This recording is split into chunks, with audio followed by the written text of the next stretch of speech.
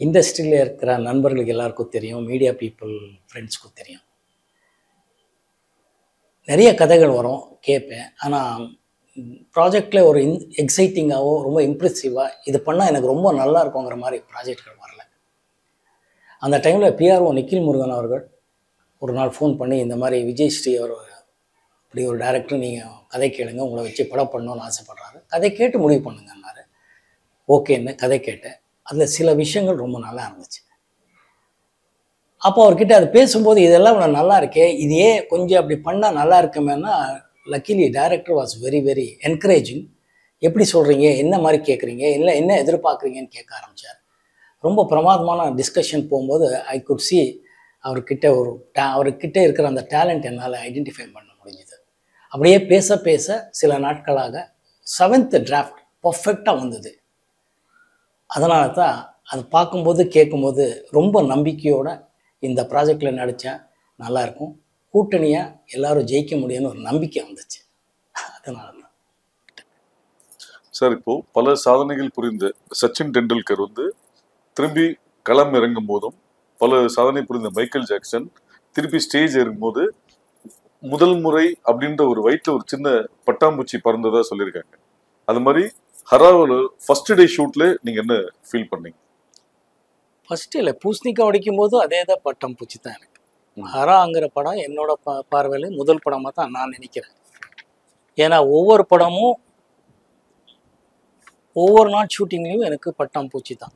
ஏன்னா இயக்குனர் சொல்கிறது தான் நாங்கள் அவருக்கு சாட்டிஸ்ஃபையாக பண்ணணுங்கிறது ஒன்று இருக்குது.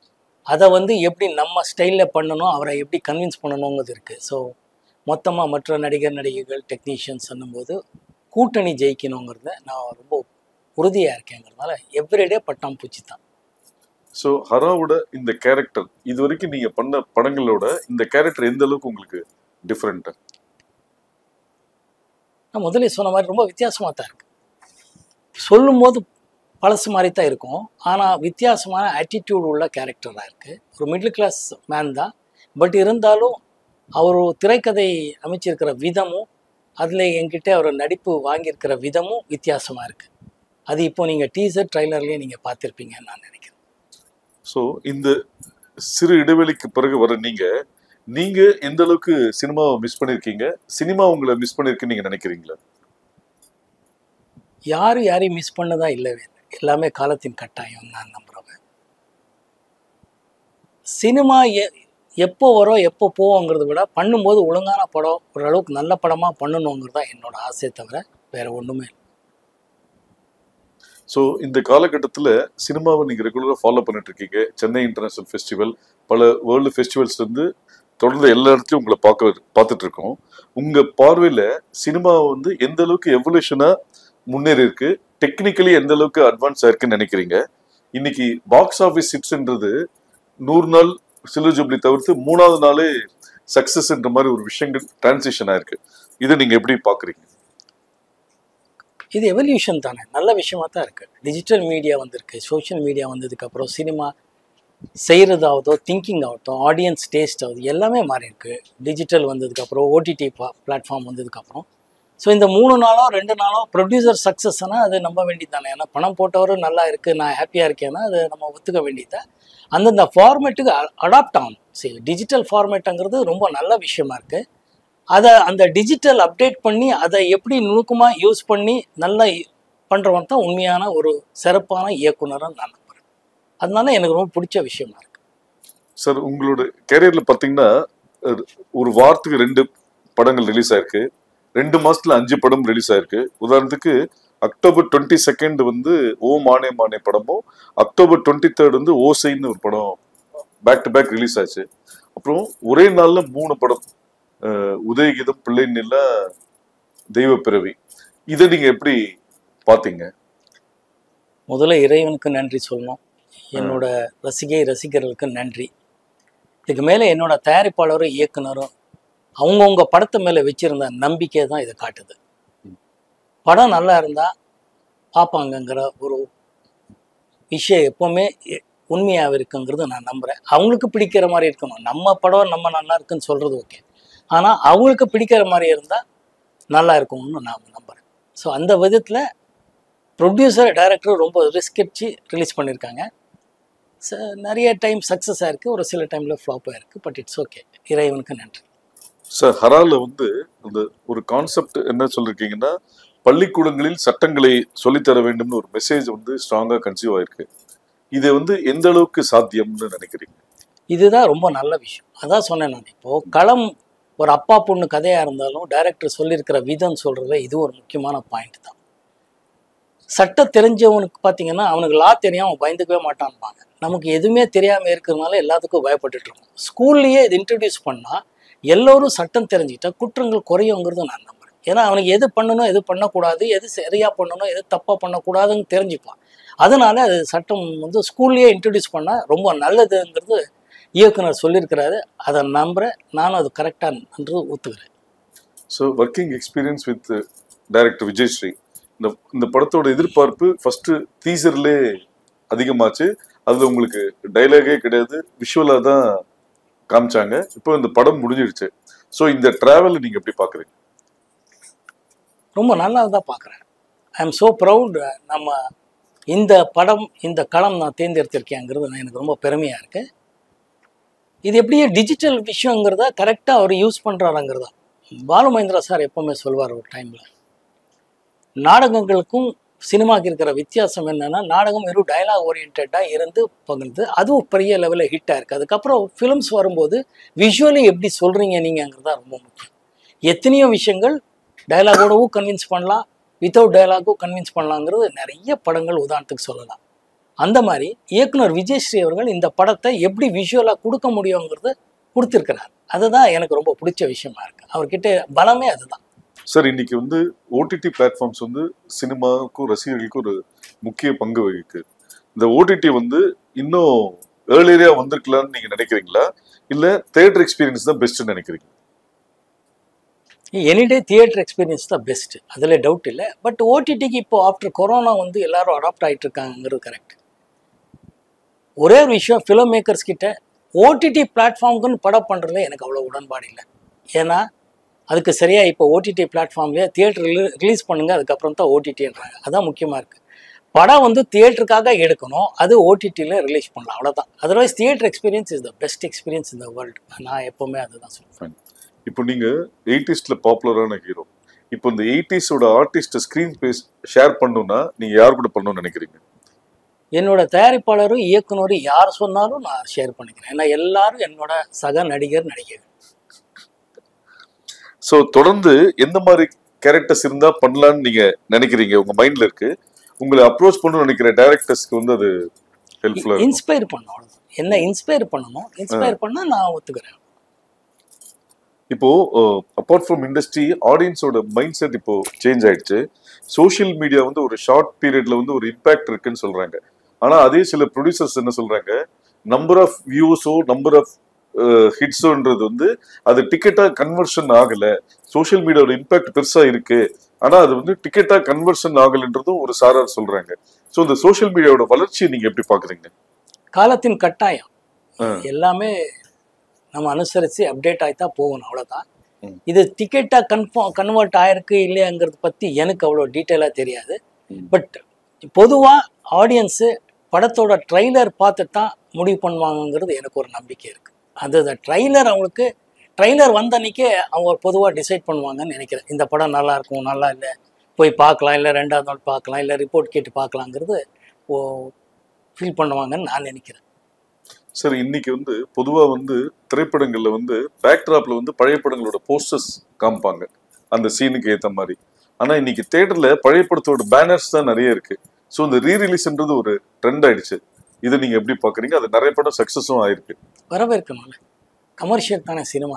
சக்சஸ் பணம் சம்பாதிக்கணுங்கிறது தானே உண்மையான விஷயம். மக்களை என்டர்டெயின் பண்ணி பணம் சம்பாதிக்கிறதா இருந்தால் அது ரொம்ப நல்லா வரவேற்க விஷயம் தான். அதில் வந்து ஐ எம் ஸோ ட்ரெண்டு. ஸோ இப்போ நீங்க தியேட்டர்ல போய் பார்க்கணும்னு நினைக்கிற 3 படங்கள், உங்க படங்களோ இல்லை மற்ற படங்களோ? 1000ல் ஒருவன் நிச்சயமா பார்க்கணும்னு சொல்றேன், வாத்தியார் படம், அதில் எந்த டவுட்டே இல்லை. அதுக்கப்புறம் பாஷா பார்க்கணும்னு ஆசைப்படுவேன், நாயகன் படம் பார்க்கணும்னு ஆசைப்படுவேன், தியேட்டரில் போய் பார்க்கணும். சார், இன்னைக்கு இருக்கிற சிச்சுவேஷன்ல ஒரு 2 படம் இல்லை 3 படம் ஜெயிச்சா அடுத்த இலக்கு சிஎம் தான் அப்படின்ற ஒரு மைண்ட் செட்டு பொதுவாகவே இருக்கு. அப்படி இருக்கும்போது பல வெள்ளிவிழா படங்கள், பல 100 நாள் கொடுத்த மோகன் ஏன் சைலண்டா இருக்காரு? நீங்கள் தப்பான ஆள்கிட்ட இந்த கேள்வி கேட்குறீங்கிறது மட்டும் உறுதியாக நான் சொல்ல முடியும். ஒரு ஹீரோவா நீங்க கற்றது என்ன, பெற்றது என்ன? எப்பவுமே மனிதனாக இருக்கணுங்கிறது ஆசைப்பட்டா தான் எல்லாமே நிரந்தரம்னு நான் நினைக்கிறேன். பெற்றது மக்களோட ஆதரவும் அன்பும் இறைவனோட ஆசீர்வாதமும் எல்லாமே பெற்றிருக்கேன். இன்னைக்கு இருக்கிற ஹீரோஸ் வந்து நெகட்டிவ் ஷேட் பண்ணா ஆடியன்ஸ் ரொம்ப ரசிக்கிறாங்கன்ற மாதிரி ஒரு பரவலான ஒரு விஷயங்கள் இருக்கு. அது போல உங்களுக்கு அந்த எண்ணம் இருக்கா? நான் அந்த டைம்லேயே நெகட்டிவ் ஷேட்ஸ் படம் பண்ணியிருக்கேனே. அதனால கதைக்கு என்ன தேவையோ, இயக்குனர் என்ன ஃபீல் பண்ணுறாங்களோ அதில் இருக்கிறது தான் என்னோட எப்பவுமே உடன்பாடு. கூட்டணியாக ஜெயிக்கணுங்கிறது தான் என்னோட உடன்பாடு. ஸோ இன்ட்ரெஸ்டிங்காக சொல்லணும், ஆடியன்ஸை என்கேஜ் பண்ணணும், அவங்க எமோஷ்னலாக கனெக்ட் பண்ணணும். அது பண்ணால் படங்கள் ஜெயிக்குங்கிறது நான் நம்புகிறேன். எந்த மாதிரியான விஷயத்த மறக்கணும்னு நினைக்கிறீங்க? எல்லாமே மறக்கணும். மனுஷனுக்கு பெஸ்ட் கிஃப்ட் மறக்கிறது தானே. எல்லாமே தலையில் இருந்தால் நிம்மதியாக இருக்க முடியுமா? தூக்கம்ங்கிறத இறைவன் அதுதானே கொடுத்துருக்கான் நமக்கு. அது அந்த எதுவுமே நிரந்தரம் இல்லையே. ஸோ அந்தந்த நேரத்துக்கு அதை என்ஜாய் பண்ணணும், அதை எக்ஸ்பீரியன்ஸ் பண்ணிட்டு போயிட்டுருக்கணும். எவ்ரி திங் இஸ் அன் எக்ஸ்பீரியன்ஸுங்கிறது தான் நான் நினைக்கிறேன். So every thing is sir 80s காலகட்டத்தில் ரஜினி சார், கமல் சாருக்கு செம்ம டஃப் கொடுத்தீங்க. அவங்களுக்கு நீங்க போட்டியா அப்படின்னு ஒரு நியூஸ் பரவலா வந்த போது அதை நீங்க எப்படி எடுத்துக்கிட்டீங்க? நீங்களே சொல்லிட்டீங்களே, அது ஒரு நியூஸ்ன்னுட்டு. நம்ம யாருக்கு எப்பவுமே போட்டியே கிடையாது. நான் இண்டஸ்ட்ரிக்கு வரும்போது ரஜினி சார் மிகப்பெரிய சூப்பர் ஸ்டார், கமல் சார் அப்போவே உலக நாயகன். நான் அவரோட படங்களில் காலேஜ் தான் நாங்கள் எல்லாம் பெங்களூரில் போய் பார்த்துருக்கோம். 3 முடிச்சு ஆகட்டும், சொம்மு குருதி சொல்ல குருதின்னு ஒரு நம்ம கமல் சார் டியூல் ரோல் பண்ணியிருப்பார். அது தமிழில் கூட அப்புறமா டப்பா இங்கே இரு நிலவர்கள் வந்துச்சு. முள்ளு மலரும் ஆகட்டும், நிறைய படங்கள் காலேஜ்லேயே அவர் படங்கள் பார்த்து வளர்ந்தவங்க நாங்கள்.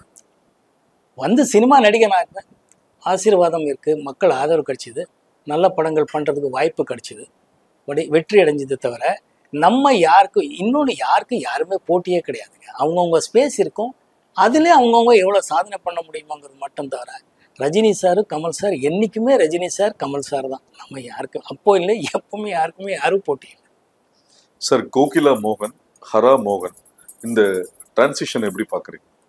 அது ஒரு எக்ஸ்ட்ராடினரி அனுபவம் தான் ரெண்டுமே. ஏன்னா கோகிலா மோகனுங்கிற படம் வந்து கோகிலா வந்து பாலு மகேந்திரா சார் என்னை அறிமுகப்படுத்தினாருங்க. லெஜெண்டரி கமல் சாரும், கிரேட் ஷோபா மேடம், ரோஜா ரமணி அவர்களோட நான் நடித்தேன். That was a fantastic experience. எல்லாமே புதுசாக இருக்கும். ஒன்று அப்போ எல்லாமே புதுசாக பார்க்குற ஒரு வயசு, எல்லாமே தெரிஞ்சுக்கணுங்கிற வயசு எல்லாமே இருந்துச்சு. இப்போ ஹரால வந்து தெரிஞ்சுக்கினதை எப்படி கரெக்ட் பண்ணலாங்கிறது டைரக்டர் சொல்லும் போதே என்னன்னு தெரிஞ்சுக்கிட்டோம்னு ஆசை. மற்றவங்க எப்படி எல்லாமே இருக்குது. அப்போ என்னன்னா என்ன சொல்கிறாங்க, என்ன கேட்கணும், இப்படி பண்ணால் அப்படின்றது இருக்கும். அதுதான் எக்ஸ்பீரியன்ஸு. ரெண்டுமே எக்ஸ்ட்ராடினரி எக்ஸ்பீரியன்ஸ். பாலு மகேந்திரா சாருக்கு எப்போவுமே நன்றி, கமல் சாருக்கும், அந்த கூட்டணி ஷோபா மேடம், அப்புறமா நம்ம ரோஜா அவங்களுக்கும், அந்த தயாரிப்பாளர் ஃபெர்னாண்டோ அவங்களுக்கும், இந்த மோக்ஷம் தியேட்டர்னு இங்கே முதல்ல இருந்துச்சு கீழ்பாக்கில், அதோட ஓனர் தான் கோகிலாவோட ப்ரொடியூசர்ஸ். ஸோ இவங்க எல்லாருக்குமே நன்றி கடன் பட்டிருக்கேங்கிறது தான் உண்மையான விஷயம். கோகிலால செலக்ட் ஆன அந்த மூமெண்ட் எப்படி பார்த்தீங்க? பாலுமேந்திரா ஓகே சொன்னது, அதில் நடுவில் வந்து ஃப்ரேம் வைக்கும்போது நீங்களும் கமல் சார் ஒரே மாதிரி இருக்கீங்கன்றதுனால கமல் சாருக்கு கண்ணாடி போட்டதாகவும் உங்களுக்கு தாடி வச்சதாகவும் ஒரு செய்தி இருக்கு. அந்த மூமெண்ட் எப்படி பார்க்குறீங்க? ரொம்ப இன்வெஸ்ட் பண்ணியிருக்கீங்கன்னு தெரியுது. பட் இருந்தாலும் இந்த உண்மை ரொம்ப எக்ஸைட்டிங் மூமெண்ட். அது நம்ம வந்து நடிக்கணும்னு ஆசைப்பட்டு நான் இண்டஸ்ட்ரிக்கு வரல.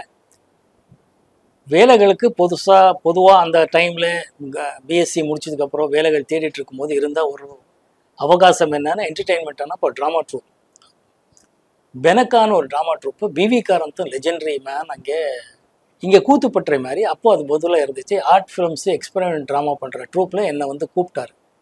எது கூப்பிடுறாங்கன்னே தெரியல. பட் சமம் they felt I am a talented, என்கிட்ட இருக்குங்கிறதுனால டேலண்ட் இருக்குது, அது எப்படியாவது பண்ணணும். அப்போது அவரோட ட்ராமா ட்ரூப்பில் போய் ஒரு ட்ராமா பண்ணேன். பல ட்ராமாங்கள் ஆக்ட் பண்ணியிருக்கேன். பட் ஒரு ட்ராமாவில் பிவி காரந்த் சாரும் ஜெயஸ்ரீ அம்மாவும் நானும் நடித்தேன். அது வந்து லங்கேஷன் சொல்லி, அப்போது ரொம்ப இங்கே ஜெயகாந்தன் சார் மாதிரி அங்கே மிகப்பெரிய ரைட்டர், அவரோட ட்ராமா அது, அவரோட எழுத்தில் அது பாம்பேல மிகப்பெரிய பேர் வாங்கி கொடுத்தது. அங்கே இருந்த பாலு மகேந்திரா சாரோட அசோசியேட்னு நம்ம ட்ரூப்ல ஒருத்தர் இருக்கிறாருன்னு அது வரைக்கும் எங்களுக்கு தெரியாது. அவர் தான் இவ்வளோ நல்லா நடிக்கிறீங்களே, ஏன் சினிமாவில் நடிக்கணும் போது எனக்கு தெரியாது, புதுசு அதெல்லாம் எனக்கு தெரியாது சார், எனக்கு தேவையில்லை, நான் இன்டர்வியூ போயிருக்கேன், வந்துட்டுருக்கேன், ரிட்டன் டெஸ்ட் பண்ணியிருக்கேன் பேங்க்குக்கு, அதெல்லாம் சொல்லிகிட்ருப்பேன். பட் இருந்தாலும் ஹீ ஃபோர்ஸ் மீ பண்ணதுக்கப்புறம் ஒரு வாய்ப்பு. பாலு மகேந்திரா சார் வந்து சீனியர் நடிகர்கள் எல்லாரையும் பார்த்து என்னையும் பார்த்து என்னை கேட்டார், என்ன மோகன் வாட் யூ திங்க்னு. அவரோட கேமராவில் அப்போ தெரியாததுக்கப்புறம் தான் அனுபவித்த விஷயங்கள், அவரோட கேமராவில் அவர் என்ன ஷூட் பண்ணிகிட்ருக்காருங்கிறது எவ்வளோ பெரிய விஷயங்கிறது அதுக்கப்புறம் மூடு பண்ணி அதுக்கப்புறம் எல்லாம் தெரிஞ்சுக்கிட்டேன். ஸோ அப்போது தெரியாது, கேட்கும்போது கேட்டார், கேன் யூ ஆக்ட்னாரு. I said I don't know sir. Then I said இல்லை இல்லை யூ வில் பி எ கிரேட்னு சொல்லி அசோசியேட் கிட்ட சொல்லி இவர் தான் நம்ம அந்த கேரக்டர் பண்ணுறாருன்னு மிக சிறப்பாக நடிக்க வச்சார். அது ஒரு எக்ஸ்ட்ரானரி அனுபவம் தான். ஏன்னா பாலு மகேந்திரா சார் அவர் சொல்லி கொடுக்குற விதம் எல்லாம் நமக்கு மற்ற டைரக்டர்கிட்ட ஒர்க் பண்ணும்போது எவ்வளோ வித்தியாசமாக இருக்குங்கிறது அப்புறமா தான் தெரிஞ்சுக்க முடிஞ்சுது. Every cinema every day is an experience மாதிரி. I am so blessed, God is so kind to மீங்கிறது தான் நான் நினைக்கிறேன். அதனால் பாலு மகேந்திரா சார்கிட்ட ஒர்க் பண்ண அதுவும் இப்போ ஹரா ஒர்க் பண்ணிட்டு இருக்கிற விதமும் இதுதான் மேஜர் டிஃப்ரென்ஸ்ன்னு நான் ஃபீல் பண்ணுறேன். Sir Balu Mahendra sir first frame வைக்கும்போது வியூ ஃபைண்டரில் உங்களை பார்த்துட்டு mark my words this boy will be rock அப்படின்ற மாதிரி சொன்னதா அந்த படத்தில் ஒர்க் பண்ண ஒரு டெக்னீஷியன் சொன்னார். அது நீங்கள் கேட்கும் போது அது எந்த அளவுக்கு நம்பினீங்க? எனக்கு எல்லாமே புதுசாக இருக்க தவிர நான் நம்பி, ஏன்னா I never thought that I be an actor. In fact இன்னைக்கு ஒரு உண்மையை சொல்கிறேன், கோகிலா படத்தில் நான் சிண்டிகேட் பேங்க் எம்ப்ளாயி. நான் அதுக்கு முன்னாடி சிண்டிகேட் பேங்க்கில் எல்லாம் போய் ரிட்டன் டெஸ்ட் எல்லாம் பண்ணி பாஸ் பண்ணியிருந்தேன். அதுக்கப்புறம் இந்த படம் வந்துச்சு, ஆஃபர் வந்தது, நான் நடிச்சிட்டேன், படமும் ஹிட் ஆகிடுச்சு. ஆனால் அதுக்கப்புறம் எனக்கு வந்து வேலைக்கு ஆஃபர் வந்துச்சு. அப்போது ஒரு 2-3 படம் கமிட் ஆகிருந்தேன். நேராக போய் அங்கே பேங்க்கில் போய் ரிக்வெஸ்ட் பண்ணேன், sir I don't know sir, சமம் I become an actor but I want to work in the bank, that's why பண்ணேன். நீங்கள் லாஸ் ஆஃப் பேல எனக்கு லீவ் கொடுக்குறதா இருந்தால் அந்த இருக்கிற 2-3 படங்கள் முடிச்சிட்டேன் sir, but I would like to work in this பேங்க்னு சொன்னேன். They were very kind enough, God was very kind. அவர் லாஸ் ஆஃப் பேல கொடுத்தாரு. பட் அது கண்டினியூஸாக லாஸ் ஆஃப் பேலே போய் வேலை ரிசைன் பண்ண வேண்டிய ஒரு சூழ்நிலை வந்தேன். ஸோ ஐ நெவர் தாட் நான் வந்து I will become an actor, I want to become an ஆக்டருங்கிறதெல்லாம் இல்லை. வந்த அவகாசத்தை, ஆப்பர்ச்சுனிட்டியை எப்படி யூஸ் பண்ணலாங்கிறது with God's grace I could do it. அவ்வளோதான் சார். ஃபஸ்ட்டு ஃபிலிமில் கமல் சாரோட screen space. So Kamal sir நீங்கள் சொன்னீங்க ஆல்ரெடி அவர் பெரிய ஆர்டிஸ்ட் அப்படின் போது நீங்கள் ஒரு காலகட்டத்தில் 20 மணி நேரம் மேலே ஒர்க் பண்ணியிருக்கீங்க. மோகன் சாரால் ஷூட்டிங் லேட்டு, படம் ரிலீஸ் தள்ளி போச்சுன்ற எந்த பிரச்சனையுமே இல்லை. அதுக்கு ஒரு காரணம் வந்து கமல் சார் வந்து அந்த கால் ஷீட் இப்படி பண்ணணும்னு மாதிரி சொல்லி கொடுத்ததா ஒரு தகவல் இருக்கு. பிளஸ் கமல் சார் முதல் முறையா வெளி நடிகர்ன்ற போது உங்களுக்கு தான் ஒரு பாட்டு பாடியிருக்காரு. இந்த 3 இன்சிடென்ட்ஸ் நீங்க எப்படி பாக்குறீங்க? I am blessed. இறைவனோட ஆசீர்வாதம் ஃபர்ஸ்ட் திங். அதை நான் அவருக்கு தான் நன்றி சொல்லணும். இது ஒரு நிகழ்ச்சி என்னன்னே தெரியல. ஏன்னா பாலு மகேந்திரா சார் கோகிலா படம் ஃபஸ்ட்டு ஸ்கெட்யூல் கூப்பிட்டாங்க, 3-4 நாள் நடித்தேன். அதுக்கப்புறம் வந்து நான் என்னோடய ட்ராமா ஃப்ரெண்ட்ஸ் ட்ரூப்பில் இருக்கும்போது அந்த ட்ராமா ஃப்ரெண்ட்ஸு கேங்கே ஒரு சினிமா எடுக்கிறாங்க. எப்படி நீ நடிகர் ஆகிட்டியா வாடான்னாங்க. நானும் போயிட்டேன். காராப்பூர் ஃபாரஸ்ட்டு, மைசூர்லேருந்து உள்ளே ஒரு கொஞ்சம் டிஸ்டன்ஸில் இருக்கிற ஃபாரஸ்ட் ஏரியா. ஷூட்டிங்கில் இருக்கேன், நமக்கு தெரியவே தெரியாது. இங்கே பார்த்தா பாலு மகேந்திரா சார் கோகிலாவுக்கு 2வது ஸ்கெட்யூல் பெங்களூர் வந்திருக்கிறாரு. லெஜெண்டரி கமல் சார், ஷோபா, ரோஜா ரமணி இவங்களெல்லாம் நடிச்சிட்ருக்காங்க. என்ன கேட்டிருக்காங்க. வீட்டுக்கு அப்போல்லாம் லேண்ட்லைன் ஃபோன் பண்ணி கேட்டிருக்காங்க. எங்கள் அப்பா வழக்கம் போல் அவன் இங்கேயும் ஏதோ ஷூட்டிங் போனானேன்னதும் இவங்க டென்ஷன் ஆகிட்டாங்க. எந்த ஷூட்டிங் போகிறா, இப்போ இது நம்ம படம் வந்தபோது அப்போவே கமல் சார் வந்து ரொம்ப பிஸியான ஆக்டர். அவங்க ஷூட்டிங்னால 400-500 பேர் மேலே வந்துடுவாங்க. அங்கெல்லாம் கப்பன் பார்க்லலாம் பார்த்து நம்மளே ரசிச்சுக்கோ மகிழ்ந்து பார்த்துருக்கோம். ஸோ அவரோட டேட் அவ்வளோ இம்பார்ட்டண்ட்டு, நமக்கு தெரியாது. நாம் வந்து காராப்பூர் ஃபாரஸ்ட்டில் ஃப்ரெண்ட்ஸோட படம் ஷூட்டிங்கில் இருக்கேன். அப்புறமா ஒரு டெலிகிராம் எல்லாம் கொடுத்து, அப்போது டெலிகிராம் கொடுத்து என்னை வர வைச்சாங்க. 3 நாள் ஆயிடுச்சு அதுக்குள்ளே. அன்றைக்கி ஈவினிங்கு கமல் சார் வந்து 3-4 நாள் ஆயிடுச்சின்னு நினைக்கிறேன். கமல் சார் வந்து சென்னைக்கு திருப்பி வரணும். அன்றைக்கி ஈவினிங் போகிற பாலு மகேந்திரா சார் ரொம்ப கோவத்தில் இருந்தார். அசோசியேட் டைரக்டர் ஏன் இப்படி பண்ணிட்டீங்க அப்படி இப்படின்னாரு. எனக்கு என்ன தெரியும், I don't know sir what is திஸ்ன்ற. இல்லையா எப்படியானா ரொம்ப கஷ்டமான விஷயம். அத்தனை பேர் இருக்கிறாங்க, என்னோட பொசிஷன்ஸ் எடுக்காமல் விட்டுருக்காங்க. பட் என்னோட காம்பினேஷன்ஸ் பிகாஸ் நான் இல்லை. ஏன்னா நான் ரொம்ப இல்லை சார், அந்த அந்த டேரக்டர் இன்னொரு டேரக்டர் பேர் சொல்லி அவர் கூப்பிட்டார் சார், நான் அங்கே போயிட்டேன் சார். என்ன எப்படிடா இன்னைக்கு போகலான்றார். இல்லை சார் எனக்கு தெரியாதுன்னு. அப்போ தான் கமல் சார் வந்து கூப்பிட்டு, ஏன் நல்லா நடிக்க எல்லாம் கரெக்டு, இந்த படம் வந்து இப்போ ஷூட்டிங் இருக்கேன்னு. இல்லை சார் திடீர்னு டெல்மி என்ன. அவர் எப்படிடா சொல்லுவார், நீ தானே கேட்கணும். இன்னிலேருந்து இப்போ மார்க் மை வேர்ட், டைரி வச்சுக்கோ, எப்பப்போ யார் யார் கூப்பிடுவாங்க, எத்தனை நாள் வேணும்னு நீயும் கேட்கணும். அவங்க சொல்கிறாங்க இல்லைங்கிறது கூட நீ கேட்கணும், கேட்டு தெரிஞ்சுக்கணும். இன்னொரு படம் வந்திருந்தானா நான் இல்லை சார் எனக்கு தெரியல, இதெல்லாம் தெரிஞ்சுக்கோன்னு தானே சொல்லிட்டு இருக்கேன். இதெல்லாம் தெரிஞ்சு you should maintain a diary, there you should mark every ஃபிலிம்னார்.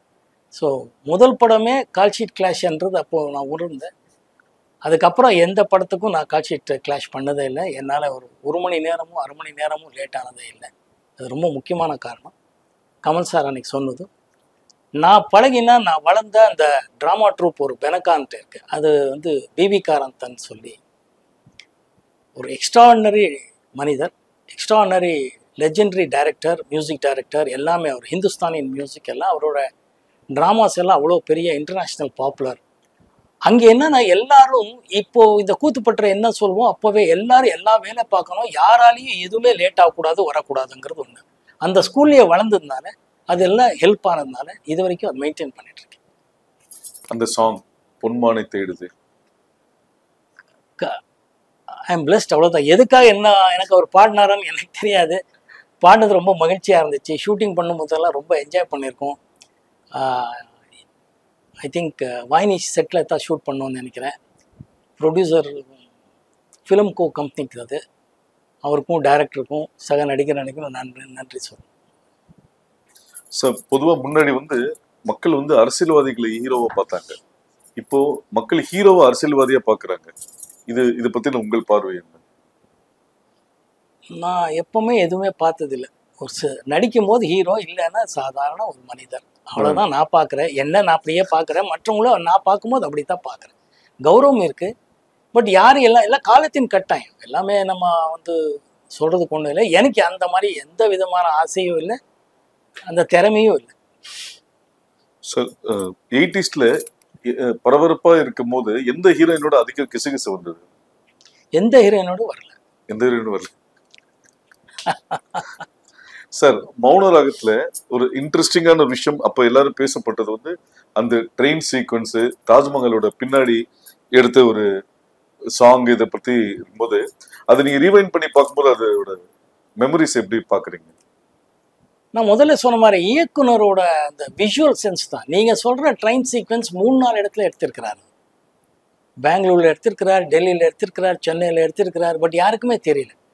அந்த கிளைமேக்ஸ் எல்லாம் அவ்வளோ நல்ல விஷுவலாக கட் பண்ணி ஷூட் பண்ணியிருக்காரு மணிரத்னம் அவர். ஸோ ஒரு இயக்குனர் மேலே தான் எனக்கு எப்போவுமே கௌரவம் அதிகமாகுது தவிர, தாஜ்மஹால் அப்படி தான். அங்கே போய் ஷூட் பண்ணுறதுக்கு பிளான் பண்ணோம். அன்ஃபார்ச்சுனேட்லி டெக்னிக்கெல்லாம் விடலை, ஏதோ பர்மிஷன் அது இதுன்னு சொல்லி உள்ளே விடலை. பட் நோயிங் மணி என்ன பண்ணாரோன்னா பண்ணி ஆகணும், வந்திருக்கோம். அதனால பேக் ஸ்டாப் போனால் அங்கே யாரும் போலீஸ்காரங்களோ யாருமே எதுவுமே பர்மிஷனே தேவையில்லைன்னு சொல்லி அங்கே அந்த விஷுவல் இம்பேக்ட் கொடுத்து ஒரு மூட் கிரியேட் பண்ணார். ஸோ எல்லாருக்கும் பிடிச்சிருந்துச்சு. ரொம்ப ஃபென்டாஸ்டிக் எக்ஸ்பீரியன்ஸ். சார் 80s மோகன் இன்னைக்கும் தனித்து நிற்கிறதுக்கு முக்கிய காரணம்னு நீங்க என்ன நினைக்கிறீங்க? காட்ஸ் கிரேஸ் ஒன்று. நான் எப்பவுமே சொல்கிற மாதிரி உயிரின் ஊற்றாக இருக்கிற என்னோட ரசிகர்கள் மட்டும்தான் காரணம் நான் நினைக்கிறேன். இவங்க 2 பேருக்கு தான் நான் நன்றி சொல்லணும். சார் வெற்றி ஒரு எந்த ஒரு நடிகைகளுக்குமே வெற்றியின் உச்சத்தில் இருக்கும்போது சூழல்கள் வேற மாதிரி இருக்கும், அதிக நண்பர்கள் இருப்பாங்க. ஆனா அதே சூழல் மாறும்போது நண்பர்களோட வட்டம் குறையும், கான்டாக்ட்ஸ் எல்லாமே விலகி போவாங்கன்ற மாதிரி ஒரு சூழ்நிலை இருக்கு. இது மாதிரி ஒரு சூழ்நிலையை நீங்க ஃபேஸ் பண்ணிருக்கீங்களா?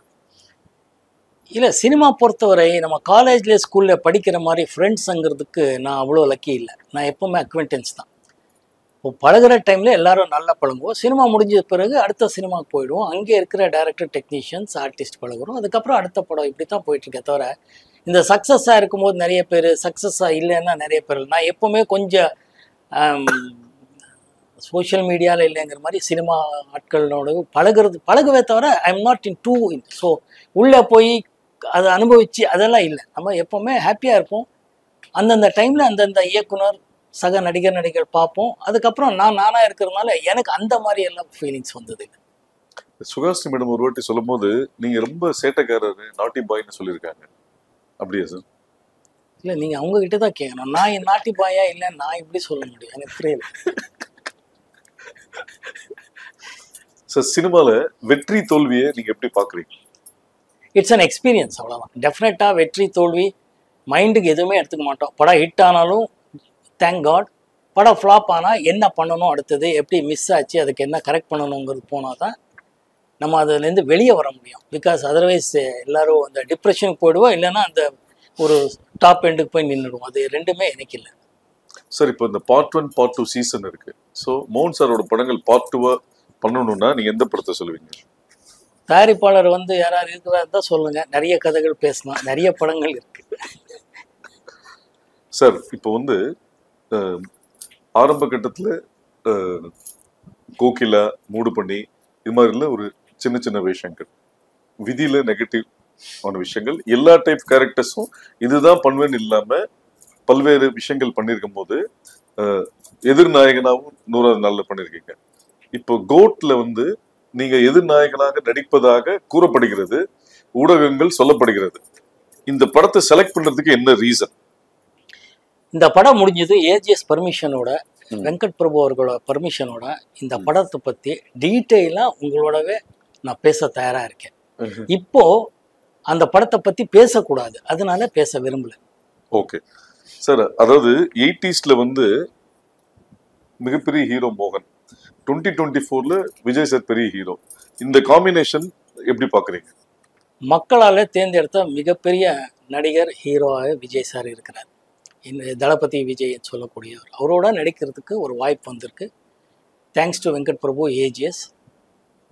அவர் ரொம்ப அவர்கிட்டேருந்து கற்றுக்க வேண்டியது இருக்குது. ஏன்னா is a very very very deep person, very silent man. அந்த அளவுக்கு சைலண்ட்டாக இருக்கிறது கற்றுக்கணும்னு நானே ஆசைப்படுறேன். இது அவர்கிட்டயே நான் சொல்லியிருக்கேன். இதுதான் அவர்கிட்ட நான் ரொம்ப சிறப்பாக இருக்கிற ஒரு அம்சமாக நான் நினைக்கிறேன். எதுவாக இருந்தாலும் அவர் அவ்வளோ டீப்பாக சைலண்ட்டாக உட்காந்து எல்லாமே அப்சர்வ் பண்ணிட்டு இருப்பார் தவிர, அது எனக்கு ரொம்ப பிடிச்ச விஷயமா இருக்குது. ஸோ அதை அவர்கிட்ட இருந்து கற்றுக்கணும்னு ஆசைப்படுறேன். ஒரு நடிகனா எது ரொம்ப மிஸ் பண்ணுறதா நினைக்கிறீங்க? என்ன மிஸ் பண்ணுற மாதிரி எனக்கு தெரியல. நடிப்பும் ஒரு தொழில் ரீதியாக வரும். நடிச்சுட்டு வீட்டுக்கு போகிறோம், கார் ஏறினதும் ஃபேமிலி மேன் இல்லை ஃப்ரெண்டாக ஒரு எல்லாத்தையும் பேசுவோம் தவிர பெருசாக ஃபீலிங்குங்கிறது நல்ல படம் கொடுக்கும்போதோ தோல்வி படம் கொடுக்கும்போது அந்த டைமில் தான் ஒரு எக்ஸ்பீரியன்ஸாக வரும். அதுக்கு தேங்க் காட் சொல்லி அதுக்கு அடுத்த கட்டத்துக்கு போகிறது தான் நமக்கு கரெக்டாக இருக்கும். சார், நடிகனா சில இடத்துல நம்ம தவறி இருக்கலாம், ஆனா மனுஷனா நான் ஜெயிச்சிட்டேன்னு சொல்றதா இருந்தா நீங்க எதை சொல்லுவீங்க?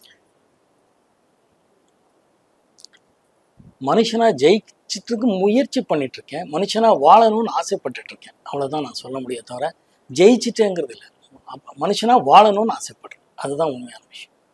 சார், இந்த காலகட்டத்துல படம் நல்லா இருக்கா இல்லையான்றதை விட எந்த ஹீரோ ஆக்ட் பண்ணியிருக்காங்கன்ற பாக்குறதா ஒரு விஷயங்கள், ஸ்டார் வேல்யூன்ற ஒரு விஷயங்கள் இப்ப ரொம்ப ஜாஸ்தி ஆகிட்டு இருக்கு. ஸோ அது ஒரு ஸ்டாரா நீங்க இதை எப்படி பாக்குறீங்க?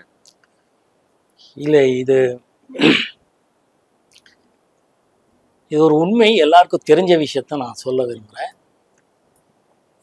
தியாகராஜ் பாகவதர் காலத்துல இருந்து இன்னைக்கு வரைக்கும் இருக்கிற ஒரு உண்மை என்னன்னா, படம் தான் எப்பவுமே நிர்ணயிக்கப்படுது. ஒவ்வொரு வெள்ளிக்கிழமை படம் ஹிட் ஆனால் அந்த படத்தோட தயாரிப்பாளர், இயக்குனர், நடிகருக்கு ஒரு ஸ்டார் வேல்யூ. படம் ஃப்ளாப் ஆனால் அவங்க சரிவு இருக்கும். ஸோ படம் எப்போவுமே டிசைட் ஃபேக்டருங்கன்னு நான் நினைக்கிறேன். ஒரு படம் நல்ல படமாக எடுக்கிறதுக்கு முயற்சி பண்ணணுங்கிறது மட்டும் தவிர ஸ்டார் வேல்யூ, படம் ஓடினா ஸ்டார் வேல்யூ, படம் ஓடலைன்னா ஸ்டார் வேல்யூ இல்லை. அதனால படம் எப்படி, கதை எப்படி, இயக்குனர் எப்படிங்கிறது பார்த்து உள்ளே பூந்தால் நம்ம ஜெயிக்கிறதுக்கு வாய்ப்புகள் அதிகம்னு நான் நினைக்கிறேன். ஏன்னா every Friday it fluctuate. So flop success பற்றியே எனக்கு மார்க்கெட் வந்துச்சு, மார்க்கெட் இல்லைங்கிறது அப்பவும் அந்த எண்ணங்கள் பெருசாக இல்லை, இப்பவும் இல்லை. நல்ல கதை நல்லா இருந்தால் அந்த படம் ஹிட் ஆனால் நமக்கு ஒரு வேல்யூ, அந்த படம் ஹிட் ஆகலைன்னா எங்களுக்கு வேல்யூ இல்லை. இது எல்லா டைரக்டர்களுக்கும், எல்லா டிஸ்ட்ரிபியூட்டருக்கும், எல்லா எக்ஸிபியூட்டர்ஸுக்கும், எல்லா ப்ரொடியூசர்ஸ்க்கும் தெரிஞ்ச ஒரு உண்மை தான். நடிகர்களுக்கும் நடிகைகளுக்கும் டெக்னீஷியன்ஸ் எல்லாருக்கும் தெரியும்.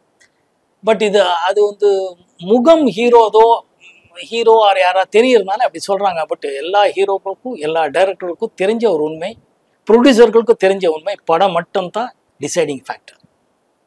சார் பாலுமகேந்திரா சார் உங்க லைஃப்ல ஒரு முக்கியமான ஒரு அவரு ஆஸ் எ சினிமோட்டோகிராஃபரா உங்களுக்கு ரொம்ப பிடிக்குமா, டைரக்டரா ரொம்ப பிடிக்கும்?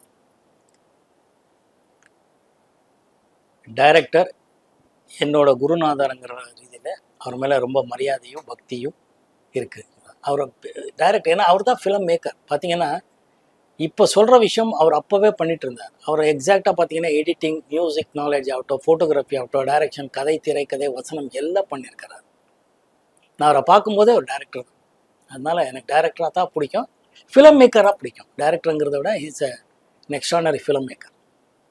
சார் செகண்ட் படத்துலேயே நேஷனல் அவார்ட், தொடர்ந்து ஃபிலிம்ஃபேர் அவார்ட், வெற்றி நாயகன், அந்த விருதுகள் குவியும் போது உங்க மனநிலை எப்படி இருந்தது?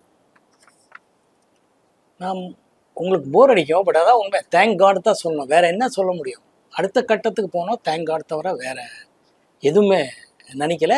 நல்ல கூட்டணியில என்ன சேர்த்து வச்சுட்டு இருந்தாருங்கிறது தான் இறைவனுக்கு நன்றி சொல்ல. சார் இப்போ மோகன் சாரை வந்து இந்த லவ் பண்றவங்க, லவ் பண்ணலான்னு இருக்கிறவங்க, லவ்ல ஃபெயிலியர் ஆனவங்க, இவங்க எல்லாம் வந்து மோகன் சார் வந்து ஒரு டிக்ஷனரியா பாக்குறாங்க. ஏன்னா லவ் பண்றதுக்கும் பாட்டு கொடுத்துருக்கீங்க, லவ் பிரேக்கப்புக்கும் பாட்டு கொடுத்துருக்கீங்க. ஸோ நீங்க வந்து ஒரு பல பெண்களின் நாயகன் அப்படின்ற மாதிரியும் சொல்றாங்க. ஒரு அந்த பீரியட்ல வந்து ஜெமினி கணேசன் சார் காதல் மன்னன் அப்படின்ற போது உங்களுக்கு அதையும் மீறி காதல் சக்கரவர்த்தி அப்படின்றலாம் கூட நிறைய இருக்கு. நிறைய பெண்கள் மட்டும் இல்லாம பெண்களின் அம்மாக்களுமே உங்களுக்கு நிறைய பேர் பிடிக்கிற மாதிரியான ஆட்களா இருந்திருக்கீங்க. இது நீங்க எப்படி பாக்குறீங்க? நீங்க எங்கே வரீங்கன்னு தெரியுது. இது வந்து நான் எப்பவுமே இயக்குனர் தான் பார்க்குறேன். ஏன்னா இயக்குனர் என்ன சொல்றாரோ அதை செய்யறது தான் நான். அதனால இயக்குனர் நல்லா என்னை வந்து என்னோட டேலண்ட்டை எப்படி யூஸ் பண்ணணும்னு தெரிஞ்சு கரெக்டாக ஒரு ப்ரொஜெக்ட் பண்ணாங்கங்கிறதும், அந்த காலத்துக்கு வேண்டிய கதை, திரைக்கதை புதுசாக பண்ணுறோம் அந்த பசியில் இருக்கிற இயக்குனர்கள் பண்ணுறத நான் நடிச்சதுனால அந்த இமேஜ் வந்ததுக்கு ஒரு காரணமாக இருக்கு. சார் ப்ரொடியூசரோட ஃபேவரட் ஹீரோவும் இருக்கீங்க, நியூ டைரக்டர்ஸோட ஃபேவரட் ஹீரோவும் பயணப்பட்டிருக்கீங்க. இது எப்படி பார்க்குறீங்க? பொதுவாக பயணங்கள் முடிவுதலைக்கு அப்புறம் நான் வந்து புதுசாக பசி இருக்கிற ஒரு இயக்குனர்களாக தேர்ந்ததில் இருப்பேன். எப்பவுமே அந்த தேடுதல் தான் எனக்கு. ஏன்னா நல்ல இயக்குனர்கிட்ட நம்ம இருந்தால், நம்ம டைரக்டர் நல்ல டைரக்டரோட கூட்டணியாக இருந்தாலே படம் ஜெயிக்குங்கிறது தான் என்னோட கீதை.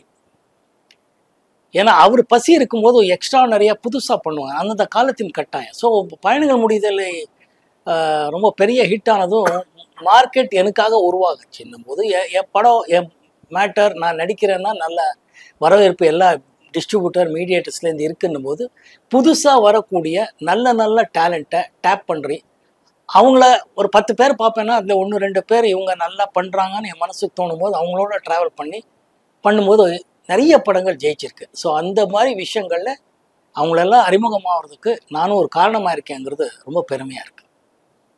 ஸோ பெரிய பட்ஜெட் இல்லாம ஒரு நார்மல் பட்ஜெட்ல மேக்ஸிமம் சக்சஸ் கொடுத்துருக்கீங்க. பெரிய பட்ஜெட் படங்கள் ஏன் பண்ணல? நான் சொன்ன மாதிரி கதை தான் எனக்கு முக்கியம். கதையும் திரைக்கதையும் அதை வந்து எப்படி டைரக்டர் சொல்வார், இதுதான் நான் நம்பி போகிறேன். அது கனெக்ட் ஆனாலே ஆடியன்ஸோட கனெக்ட் ஆனால் படங்கள் ஓடும். பட்ஜெட் முக்கியம்தான், பட் படம் ஹிட் ஆகிறதுக்கு அது முக்கியமாங்கிறது எனக்கு இது வரைக்கும் தெரியல. ஹிட் ஆகிறதுக்கு ஆடியன்ஸுக்கு கனெக்ட் பண்ணணும். ஆக்ஷன் படமாக இருக்கட்டும், லவ் சப்ஜெக்ட் ஆகட்டும், த்ரில்லர் ஆகட்டும், எங்கேயும் ஆடியன்ஸ் கனெக்ட் ஆகி அவரை என்கேஜ் பண்ணணுங்கிறது டைரக்டர் கையில் தான் இருக்குது. அஃப்கோர்ஸ் ஏன் டைரக்டர் கையில் இருக்குன்னு நான் அடிக்கடி சொல்கிறேன்னா, அவர் தான் கேப்டன் ஆஃப் த ஷிப்னு சொல்லுவாங்க, நீங்கள் எல்லாம் கேள்விப்பட்டிருப்பீங்க. இந்த 25 கிராஃப்ட்டு, டெக்னீஷியன்ஸ், ஆர்டிஸ்ட் எல்லாருமே அவரோட பின்னாடி நிற்போம். ஷிப்பே ப்ரொடியூசர்னு சொல்லுவேன். ப்ரொடியூசரு டைரக்டர் கரெக்டாக அமையும் போது அவங்க நல்ல நல்ல டெக்னீஷியன்ஸ், நல்ல நல்ல ஆர்டிஸ்ட் போட்டு ஒரு நல்ல கதைக்கு எப்படியெல்லாம் எடுத்தால் நல்லா வரோங்கிறதுல நான் அப்படி பண்ணால் நல்லா வரோங்கிறதுல எனக்கு நம்பிக்கை இருக்குது. ஸோ பட்ஜெட்டை விட இவர் இந்த மாதிரி கூட்டணி பண்ணி யார் ஜெயிக்கிறாங்கங்கிறது தேடுதல் எனக்கு, வேற ஒன்று. ஸோ பொதுவாக சினிமாவில் உள்ளவங்களுக்கு வந்து வயசாகாதுன்னு சொல்லுவாங்க. நாம பண்ண படத்தை திருப்பி பார்க்கும்போது திருப்பி அந்த ஃபீலிங்கோட பார்க்குற அனுபவத்தை எப்படி பார்க்குறீங்க? ஏங்க நான் என் கண்ணாடியை பார்த்தா எனக்கு எவ்வளோ வயசாக இருக்குன்னு எனக்கே தெரியுதுங்க.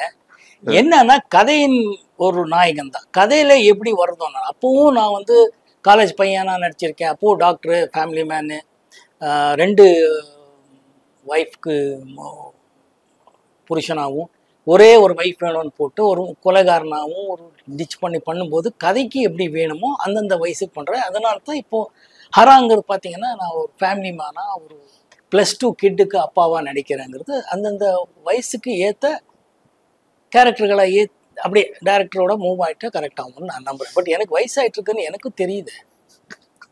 இந்த சில்வர் ஜூப்ளி ஸ்டார்ன்ற அந்தஸ்து எப்படி மெயின்டைன் பண்றீங்க? அது மீடியா கொடுத்துருக்கிற அந்தஸ்து, அதனால நான் ஓகேன்னு சொல்லிட்டு போயிட்டு இருப்பேன். அதான் மீடியா தான் எனக்கு அதெல்லாம் சொல்லியிருக்கு. மீடியாவுக்கு நன்றி சொன்னோம், மக்களுக்கு நன்றி சொன்னோம்.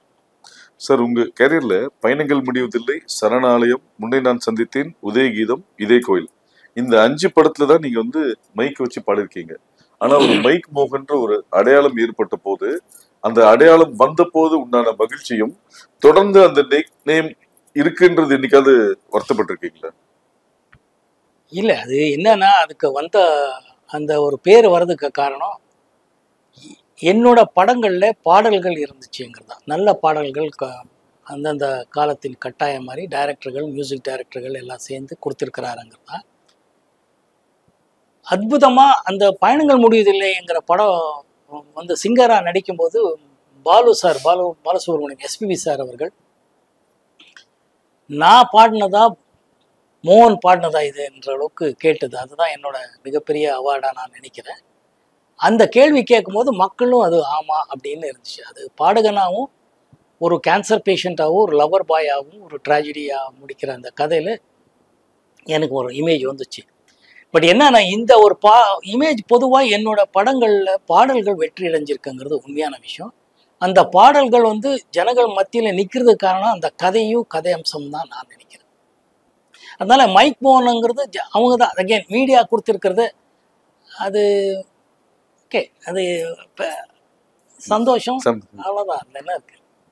இந்த 80s ரீயூனியனை இன்னைக்கும் மெயின்டைன் பண்றீங்க, அதோட அதுக்கு காரணம் நம்ம சக நடிகைகள் தான். சுஹாசினி, லிசி, இவங்க தான் அதை கொஞ்சம் கரெக்டாக பிளான் பண்ணி ஒரு வருஷத்துக்கு முன்னாடியே பிளான் பண்ணி இத்தனாம் தேதின்னு சொல்லி எல்லாருக்கும் கொஞ்சம் ஃப்ரீயாக இருக்கீங்களான்னு கேட்டு ஃப்ரீயாக இருங்கன்னு சொல்லி பண்ணுறாங்க. அதுக்காக அவங்க மெனக்கட்டுறாங்க. அதுக்கு ரொம்ப ஹாப்பி, அவங்களுக்கு நன்றி சொல்லணும். பிரபு சாருக்கு உங்களுக்கு உண்டான நட்பு? பிரபு சார் சிவாஜி சார் சன்னுங்கிறது அவருக்கு ஃபஸ்ட்டு அவர் மேலே இருந்த ஒரு பெரிய மரியாதை. எங்களுக்கு இண்டஸ்ட்ரியில் வரும்போது சிவாஜி சாரோட நடிக்கிறதுக்கு வாய்ப்பு வந்தது. அதுக்கப்புறம் அவர் சன் அவரோட வர்றாங்கன்னு சொல்லி சிவி ராஜேந்திரன் இயக்கத்தை தான் ஃபஸ்ட் அவர் லாட்ரி டிக்கெட்டுங்கிற படத்தில் தான் அவரோட முதலாக நான் பார்த்தது, நடித்தது. மிகப்பெரிய விஷயம். அவ்வளோ பெரிய நடிகரோட சன்னாக இருந்தாலும் எந்த விதமான ஒரு சிவாஜி சார் பையன் நான் யார் தெரியுமான்னு அவர் என்றைக்குமே சொன்னதே கிடையாது. அந்த மாதிரி பிஹேவ் பண்ணது கிடையாது. ரொம்ப சகஜமாக பழகுவார். அவ்வளோ சாப்பாடு பற்றியும் அது முதல்ல எல்லாரும் சொல்லியிருக்கிற விஷயந்தான். சார் சிவாஜி சார் வீட்டிலேருந்து சாப்பாடு வர எல்லாருக்கும் பரிமாறுறது எல்லாமே பண்ணுவார்.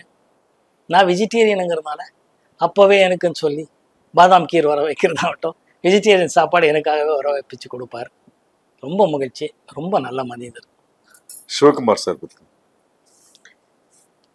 சிவகுமார் ஐயா பற்றி நான் என்ன சொல்கிறது, கிரேட் சோல். அன்னிலேருந்து இன்னைக்கு வரைக்கும் அப்படியே இருக்கிறார், அப்படியே பழகிட்டு இருக்கிறார். அவர்கிட்டே நிறைய கற்றுக்க வேண்டியது இருக்குது. இன் எக்ஸ்ட்ரானரி பெயிண்டர். அவர் பெயிண்டிங் எல்லாம் பார்த்தீங்கன்னா அஃப்கோர்ஸ் நடிகராகி அவர் சாதனை பண்ணிட்டாரு, பெரிய விஷயம். ஆனால் இல்லைன்னா நடிகராகவும் இல்லாமல் ஈவன் பெயிண்டராக இருந்தாலும் இந்த அளவுக்கு அவர் பேரு புகழ் சம்பாதிச்சிருப்பாருங்கிற அளவுக்கு எக்ஸ்ட்ரானரி பெயிண்டர். அன்னிலேருந்து இன்னைக்கு வரைக்கும் சகஜமாக பழகிட்டு இருக்கிற சில மனிதர்களில் அவர் ஒருத்தர் தான். ஒரு சில பேர் தான் இருக்கிறாங்க அந்த மாதிரி. அவர் இன்றைக்கும் பார்த்தீங்கன்னா அவ்வளோ டிசிப்ளின் லைஃபு. இந்த அவர் அன்றைக்கி ஒரு காணொலியில் பார்த்தேன், புதன்கிழமை சனிக்கிழமை எண்ணெய் போட்டு குளிங்கன்னு இன்றைக்கும் சொல்லிட்டு இருக்காரு. இன்றைக்கி அது ரொம்ப ரொம்ப முக்கியமான விஷயம். பட் அவர் அது இன்றைக்கும் தைரியமாக சொல்கிறாரு. இன்றைய அரசியல் ஆகட்டும், ஃபிலாசபி ஆகட்டும், நம்ம தமிழ் கலாச்சாரத்தாகட்டும், இன்றைக்கி எல்லாருக்கிட்டையும் பேசிகிட்டு இருக்கிறாரு, மேடையில் பேசுகிறாரு. அவரோட பேடை பேச்சுக்கள் எல்லாம் அவ்வளோ நல்லாயிருக்கும். மேடை பேச்சுக்கள் எல்லாம் அவ்வளோ எக்ஸ்ட்ரானரியாக இருக்குது.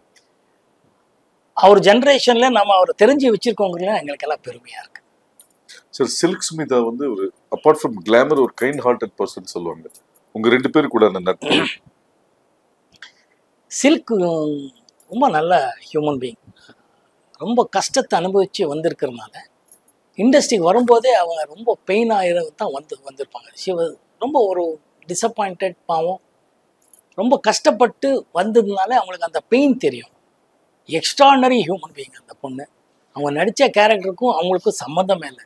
She was very very nice lady to work with. அதை விட பழகுறதுக்கு ரொம்ப நல்லா பழகுவாங்க. பேசுகிற டோன் ஆகட்டும் எல்லாமே அவ்வளோ ஈஸியாக இருக்கும். இன்ஃபேக்ட் எனக்கு நல்லா ஞாபகம் இருக்குது, அவரும் அந்த அம்மா சில்க் ஸ்மித்தாவோட ஷூட்டிங்னாலே ஷூட்டிங் பார்க்கவே அத்தனை பேர் வருவாங்க. எக்ஸிபிட்டர்ஸ்லேருந்து டிஸ்ட்ரிபியூட்டர்லேருந்து வந்து பார்ப்பாங்க. அந்த அளவுக்கு சில்க் ஸ்மித்தானா அவ்வளோ ஒரு கிரேஸ் இருக்கும். But she was always a very very very ரொம்ப நார்மல் ஹியூமன் பீயிங்காக தான் பழகிட்டு இருந்தாங்க. செட்டுக்கு வருவாங்க. அந்த ஒரு விஷயத்தில் we lost a great soul. எங்களுக்கெல்லாம் அந்த சோல் மிஸ் பண்ணதில் எனக்கும் கொஞ்சம் வருத்தமாக தான் இருக்குது. ஸோ சோக பாட்டுனாலே மோகன் சாரோட ரெஃபரன்ஸ் நிறைய இருக்குது. மோகனுக்கு பிடிச்ச சோக பாட்டுனா எதை ரிலேட் பண்ணுவீங்க?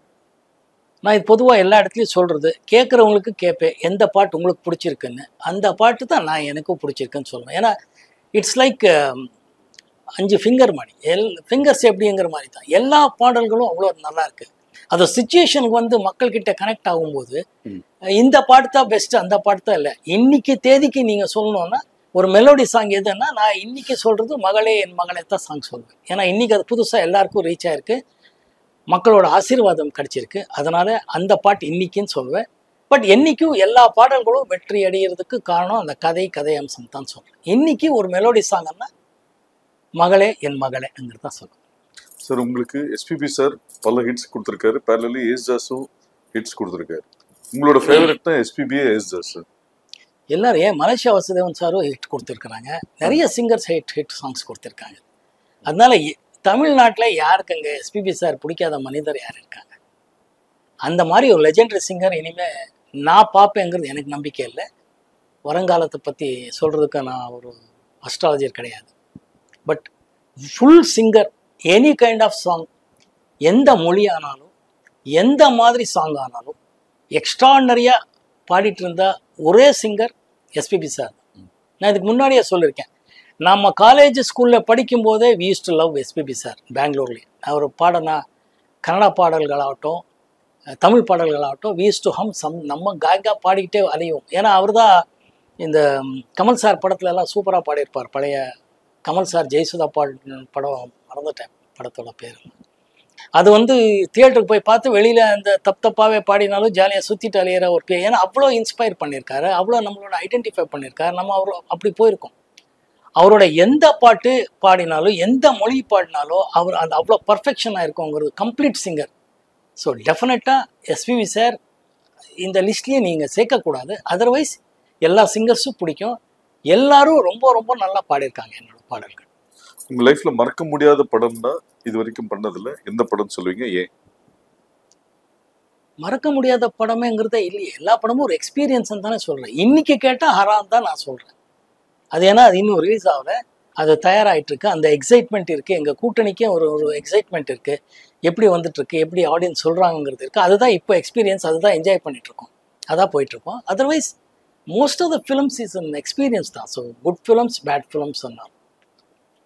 ஸோ இளையராஜா சாருக்கும் உங்களுக்கு உண்டான நட்பு, பொதுவாக உங்களுக்கு நிறைய ஹிட்ஸ் கொடுத்துருக்காரு. ஸோ அந்த விஷயங்கள் இப்போ சொன்ன மாதிரி தான், எஸ்பிபி சார் சொன்ன மாதிரி தான் இளையராஜா சார் பற்றி என்ன சொல்கிறது. அவர் அன்னைக்கிளியிலேருந்து இது வரைக்கும் ஹிட் ஃபிலிம்ஸ் தான் கொடுத்துருக்காரு, ஹிட் சாங்ஸ் தான் கொடுத்துருக்கிறார். எல்லா வெற்றி படங்கள் பின்னாடி அவர் இருக்கிறாருங்கிறது உண்மைதான். ஒவ்வொரு பாடல்களும் அவர் யார் நடிக்கிறாரு இல்லைங்கிறத விட அவர் கதைக்கு எப்படி வேணும்னு போட்டு தான் எனக்கு தெரிஞ்ச உண்மைகள். அதாவது ஒரு படத்துக்கு இப்போ பயணங்கள் முடியுது இல்லையா, நான் நடிக்கிறேங்கிறது சாருக்கு எப்படி தெரியும், நெஞ்சத்துக்கு இல்லாத நான் நடிக்கிறேங்கிறது சாருக்கு எப்படி தெரியும். அவர் எக்ஸ்ட்ராடனரியாக பாட்டு பண்ணி கொடுப்பார். அந்த பாட்டை வந்து ஸ்க்ரீன்லேயே எக்ஸ்ட்ராடனரியாக கொண்டு வந்த ஆர் சுந்தரராஜன் அவர்களாகட்டும், மகேந்திரன் சார் ஆகட்டும், மணிவண்ணன், இந்த மாதிரி நிறைய லெஜெண்டரி டைரக்டர்ஸ் பண்ணதுனால அது ரீச் ஆயிருக்கு. அவர் எந்த ஹீரோ எந்த டைரக்டருங்கிறத இதே இல்லை அவருக்கு. இப்போ இன்னைக்கு வரைக்கும் பாருங்கள், விடுதலை சூரிக்கும் எக்ஸ்ட்ராடனரி சாங் கொடுத்துருக்குறாரு. அதனால அவர் எல்லா படத்துக்கும் சூப்பர் ஹிட் பாடல்கள் தான் கொடுப்பார். அந்த பாட்டு எக்ஸ்டென்ஷன் ஆடியோ ரிலீஸ் ஆகி ஹிட்டாக இருக்கும், படமாக ஹிட் ஆகும்போது படமும் ஓடணும். அந்த படத்தை ஓடுறதுக்கு நான் டைரக்டர் பங்கு இருக்குன்னு நான் சொல்வேன். டைரக்டர் வந்து எப்போ ஆடியன்ஸ் கிட்ட கனெக்ட் பண்ணுவாங்களோ அந்த பாட்டு இன்னும் பெரிய லெவலில் ஹிட் ஆகும். அதனால அவர் வந்து பொக்கிஷம், நமக்கு ட்ரெஷர். இப்போ வந்து எந்த ஒரு ரீரெக்கார்டிங் இது வரைக்கும் யாரும் பண்ண முடியாததான் அவர். அப்போ அந்த இளையராஜா சார் கிட்ட எனக்கு ரொம்ப ரொம்ப ரொம்ப பிடிச்ச விஷயம் என்னன்னா அவரோட டிசிப்ளின் தான். அவர் இசை, அவர் எவ்வளோ பண்ணிட்டு இருக்கிறாருங்கிறது எல்லாருக்கும் தெரிஞ்ச விஷயம், சோஷியல் மீடியாவில் இருக்கிறவருக்கே தெரியும். பட் அவர் அந்த ஆனஸ்டாக காலை 7 மணிலேருந்து 1 மணி 2 to 9ங்கிறது எவ்ரிடே. பௌர்ணமிக்கு எப்படி திருவண்ணாமலைக்கு போயிட்டு வரணும் எப்படிங்கிறத கண்டினியூஸாக இயர்லி பண்ணுறதுக்கு ஒருத்தனால முடியவே முடியாது. He so dedicated either in discipline or life. 7 மணி ஆகுதுன்னா பிரசாத் ஸ்டுடியோவில் ஒரு வண்டி இருக்குங்கிறது தான் டெஃபினட். மழை வந்தாலும் சரி, வெயில் அடித்தாலும் சரி, அவர் வருவாருங்கிறது தெரியும். அவரை நம்பி அத்தனை டைரக்டர்ஸ், ப்ரொடியூசர்ஸ் போயிருப்பாங்க. அவர் யாரையும் என்றைக்குமே டிசப்பாயிண்ட் பண்ணது இல்லை. அவர் வரவே இல்லை இன்னைக்குன்னு இது வரைக்கும் கேட்டதில்லை. அவரோட அந்த டிசிப்ளின் லைஃப்பும் அவரோட இசையிலே அவர் இன்றைக்கும் அவருக்கு அந்த பசி இருக்குது. என்ன புதுசாக பண்ணணுங்கிறது இருக்குது. அதை நாங்கள் விடுதலை பாட்டிலே பார்க்கலாம். எக்ஸ்ட்ரானரியாக பண்ணியிருப்பார். ஸோ அவரை பற்றியெல்லாம் பேசுகிற அளவுக்கெல்லாம் நமக்கு எனக்கெல்லாம் தகுதியே கிடையாது. ஆக்சுவலாக பாடலாம், புகழலாம், அவ்வளோதான். சார், ஹராவோட ஆடியோ லான்ச்சில் பாக்யராஜ் சார் வந்து ஒரு விஷயம் சொன்னார். மோகன் வந்து ரொம்ப லக்கி பர்சன். அவரோட பணியாற்றின எல்லா மியூசிக் டைரக்டரோட எல்லா பாட்டுமே ஹிட்டு. இளையராஜா சார், எம்எஸ்வி, இளையராஜாவும் எம்எஸ்வியும் சேர்ந்த விஷயங்கள், லக்ஷ்மிகாந்த் பியாரிலால், கேவி மகாதேவன், சங்கர் கணேஷ், அந்த வரிசையில் இப்போ ஹரா படத்துல ஒரு புது மியூசிக் டைரக்டர் பண்ணி அதோட பாடல்களும் பெருசா ஹிட் ஆகி பெருசா பரபரப்பா போயிட்டு இருக்கு.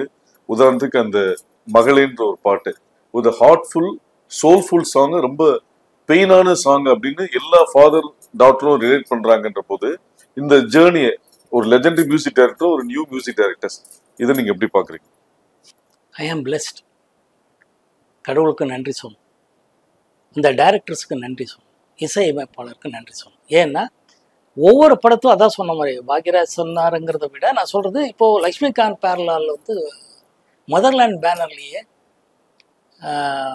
பொதுவாக மதர்லேண்ட் பேனர்லாம் இளையராஜ் சார் தான் சொல்றது, அதுதான் எல்லாமே அந்த படங்கள். பட் ஒரு படம் உயிரே உனக்காகங்கிற படம் லக்ஷ்மிகாந்த் பேரலால், ஆல் சாங்ஸ் ஒரு சூப்பர் ஹிட், படமும் சூப்பர் ஹிட். அது இறைவனுக்கு நன்றி சொல்றது தவிர வேற என்ன இருக்கு நமக்கு? அந்த டைரக்டர் கதை, திரைக்கதை, அது வந்து ஆர் செல்வராஜ் ஆகட்டும், வல்லபன் ஆகட்டும், உட்காந்து எழுதி அதை கனெக்ட் பண்ணுறதுக்காக மியூசிக் பண்ணுறதாகட்டும், கலைமணி சார் ஆகட்டும், நிறைய கதாசிரியர் ஆகட்டும், டைரக்டர் பண்ணுறது, அவர் வந்து இசையமைப்பாளர்கிட்ட வேலை வாங்கி இந்த மாதிரி பாடல்கள் இருந்தால் நல்லா இருக்கும்னு சொல்லி அந்த பாடல்கள் கொடுத்ததுக்கப்புறம், வரிகள் எழுதுனதுக்கப்புறம் அது எப்படி கொண்டு வந்து சேர்க்கலாங்கிறது பண்ணும்போது, அதை நினைச்ச மாதிரியே மக்கள்கிட்ட, ஆடியன்ஸ் கிட்ட கனெக்ட் ஆகும்போது தான் வெற்றின்னு நான் சொல்லுவேன். அது வந்து எல்லா இசையமைப்பாளரும், எல்லா டைரக்டர்களுக்கு தான் நான் நன்றி சொல்றேன். சார், இப்போ இன்னைக்கு காலகட்டத்தில் படங்களுக்கு லுக் டெஸ்ட், ஃபர்ஸ்ட் லுக் பண்றது இருக்கு. நீங்க அந்த பீரியட்லேயே பாடு நிலாவுக்கு வந்து ஒரு லுக் டெஸ்ட் எடுத்ததாகவும் அது பரபரப்பாக பேசப்பட்டது. அதோட ஃப்ளாஷ்பேக் இல்லை, அந்த 2 கெட்டப்பு, அதான் கே ரங்கராஜன் எடுத்த படம் அது. அது Ilaiyaraaja sir music. But as usual all songs ஒரு ஹிட் அண்ட் படமும் நல்லா போச்சு. அந்த நதியா மொய்து அவர்கள் என்னோட சக நடிகையாக நடித்தாங்க. அதுதான், அது முதல்ல ஒருத்தர் ஒரு மாதிரி கேரக்டரு, அடுத்த இன்னொரு கேரக்டராக இருக்கும்போது ஃபர்ஸ்ட் அவர் இன்னோசென்ட்டாக வில்லேஜ் பாயாக வேணும்னும் போது எப்படியெல்லாம் பண்ணால் நல்லா இருக்கணும்னு டைரக்டரும் கேமராமேனும் நம்ம பேசும்போது இந்த மாதிரி பண்ணான்னு ஒரு சின்ன பண்ணோம். அது கடவுள் அனுகிரகத்தில் எல்லாருக்கும் பிடிச்சது. எந்த படத்தோட ஷூட்டிங் ஸ்பாட்டோட ஒர்க்கிங் ஸ்டைல் ரொம்ப ஸ்ட்ரகிளாக இருந்தது? ஸ்ட்ரகிள் எல்லாம் இல்லை. நம்ம எல்லா படமும் ஒரு கஷ்டமான விஷயமும் இஷ்டப்பட்டு பண்ணுறதுனால இது ஸ்ட்ரகிளிங்கிற வார்த்தையே இல்லை. எல்லாமே ஓடிட்டுருப்போம். இப்போ ஒன்றும் இல்லை, நெஞ்சத்தை கில்லாதல நானும் சுஹாசினி அவர்கள் மார்னிங் ஜாகிங் ஓடுன்னு தான் படமாக பார்த்துருக்காங்க. பருவமே அந்த சாங் இப்போ super hit, Ilaiyaraaja sir again கொடுத்துருக்கிறது. ஆனால் அந்த ஷூட்டிங் டைமில் மொத்த யூனிட்டே ஓடிட்டு இருந்துச்சு. ஸோ அதனால் இஷ்டப்பட்டு பண்ணுது. ஏதோ ஷூட்டிங் போவோம். எனக்கு ஐ ஸ்டில் ரிமெம்பர், பெங்களூரில் நைட்டு ஒரு ஹோட்டலில் ஒரு பர்மிஷன் கொடுத்து ஷூட்டிங் முடியும் போது ஆல்மோஸ்ட் அபவுட் 1:30-2 மணி மேலே ஆயிடுச்சு. 4 மணிக்குள்ளே ரூமுக்கு போய் மறுபடியும் வர முடியாது கப்பன் பார்க்குன்னு சொல்லி நேராக we went to the Cubbon park. We stayed in our car. அங்கங்கே கார்லேயே உட்காந்துருந்து அந்த சின்ன ஏர்லி மார்னிங் அந்த பேர்ட் சவுண்டோட வரும்போது டோட்டலாக கேமராமேன் சார் ஆகட்டும், மகேந்திரன் சார் ஆகட்டும், ஸ்டில் ரவி ஆகட்டும், டோட்டல் யூனிட்டே ஓடிட்டு இருந்தோம். ஸோ அது ஒரு என்ஜாய் தான். அது வந்து நம் படத்தில் நாங்கள் 2 பேர் தான் தெரியும். பட் டைரக்டர்லேருந்து எல்லாரும் தேவர், பிகாஸ் அந்த ட்வெலைட், அந்த ஃபியூ மினிட்ஸில் அந்த லைட்டு மிஸ் ஆகிடக்கூடாதுங்கிறதுக்காக ஃபுல் டீமே ஒரு they were running for that jogging song. So இஷ்டப்பட்டு தான் பண்ணணும், ஸ்ட்ரகிளிங் எல்லாம். இன்னைக்கு காலகட்டத்தில் தமிழ் படங்களை விட மலையாள படங்கள் வந்து பெரிய அளவில் வரவேற்பப்படுது. எல்லா லாங்குவேஜ்லையுமே ஓடிட்டு இருக்கு. இது ஒரு, நீங்கள் ஒரு நடிகரை மீறி ஒரு டைரக்டர் வேற. ஸோ அதனால அதை எப்படி பார்க்குறீங்க? இல்லை மலையாளம் படத்தில் நான் இவ்வளோ நேரம் சொன்னதான் டைரக்டர் வந்து புது களம் கதையாக மலையாளம் இருக்கும், மலையாளம் வாசனை இருக்கும் எல்லா படமும். நம்ம ஓடிடி பிளாட்ஃபார்மில் பார்த்தீங்கன்னா இப்போ கொரியன் ஃபிலிம்ஸ்ன்னு சொல்கிறோம், சைனீஸ் ஃபிலிம்ஸ்ன்னு சொல்கிறோம், பெங்காலி ஃபிலிம்னு சொல்கிறோம், சப்டைட்டிலோட நாங்களே பார்க்குறோம். டர்க்கிஸ் லாங்குவேஜெல்லாம் பார்த்தீங்கன்னா சப்டைட்டில், அந்த மாதிரி மலையாளமும் பார்க்குறோம். ஸோ ஏன்னா அவங்களோட கதை திரைக்கதை வசனம் அவ்வளோ நல்லா இருக்குங்கிறதா, அது இயக்கிக்கிறது. அகெயின் அந்த வசனத்தை எப்படி நம்ம வந்து ஆடியன்ஸ் கனெக்ட் பண்ணுறது வந்து டைரக்டர்கள் பண்ணிகிட்ருக்காங்க. So we connect with the film. நிறைய நல்ல படங்கள் வந்துட்டுருக்கு. I am so happy to see those films. Sir, Varadaraja Mudaliar சாரை நீங்கள் சந்திச்சதாகவும் அவங்க குடும்பத்தினர் வந்து உங்களோட ஃபேன்ஸ் வந்து ஃபேன்ஸ்ன்னு சொல்லி ஒரு பதிவு இருக்கு, இதை அந்த மூமெண்ட்ஸ்? அது ஒரு ஹாப்பி மூமெண்ட் தான். நான் ஷூட்டிங்கில் இருக்கும்போது லேண்ட்லைனில் ஃபோன் வந்தது வீட்டுக்கு. மோகன் சார் இருக்கிறாரான்னு கேட்டாங்க. யாருங்க? ஆமாம் நான் தான் பேசுகிறேன்னு சொன்னது. ஸோ நான் வரதராஜ் முதலியார் பேசுகிறேன். அப்படியே ஷாக். ஏன்னா அப்போ தான் அவரை பற்றியெல்லாம் கேள்விப்பட்ட ஒரு நல்ல விஷயம். இதை வந்து நாயகன் முன்னாடி நான் சொல்கிறேன். அப்போ வந்து நான் உங்களை பார்க்கணும் பேசணும்னு ஆசைப்பட்றேன்னா, நான் ஃபஸ்ட்டு என்ன இது எப்படி நம்ம ஷூட்டிங்கில் நம்ம ப்ரொடக்ஷன் மேனேஜர்கள் சொல்லி யாராவது பேசுகிறாங்களாங்கிற அளவுக்கு ஒரு டவுட்டு. ஏன்னா எதிர்பார்க்கவே இல்லை.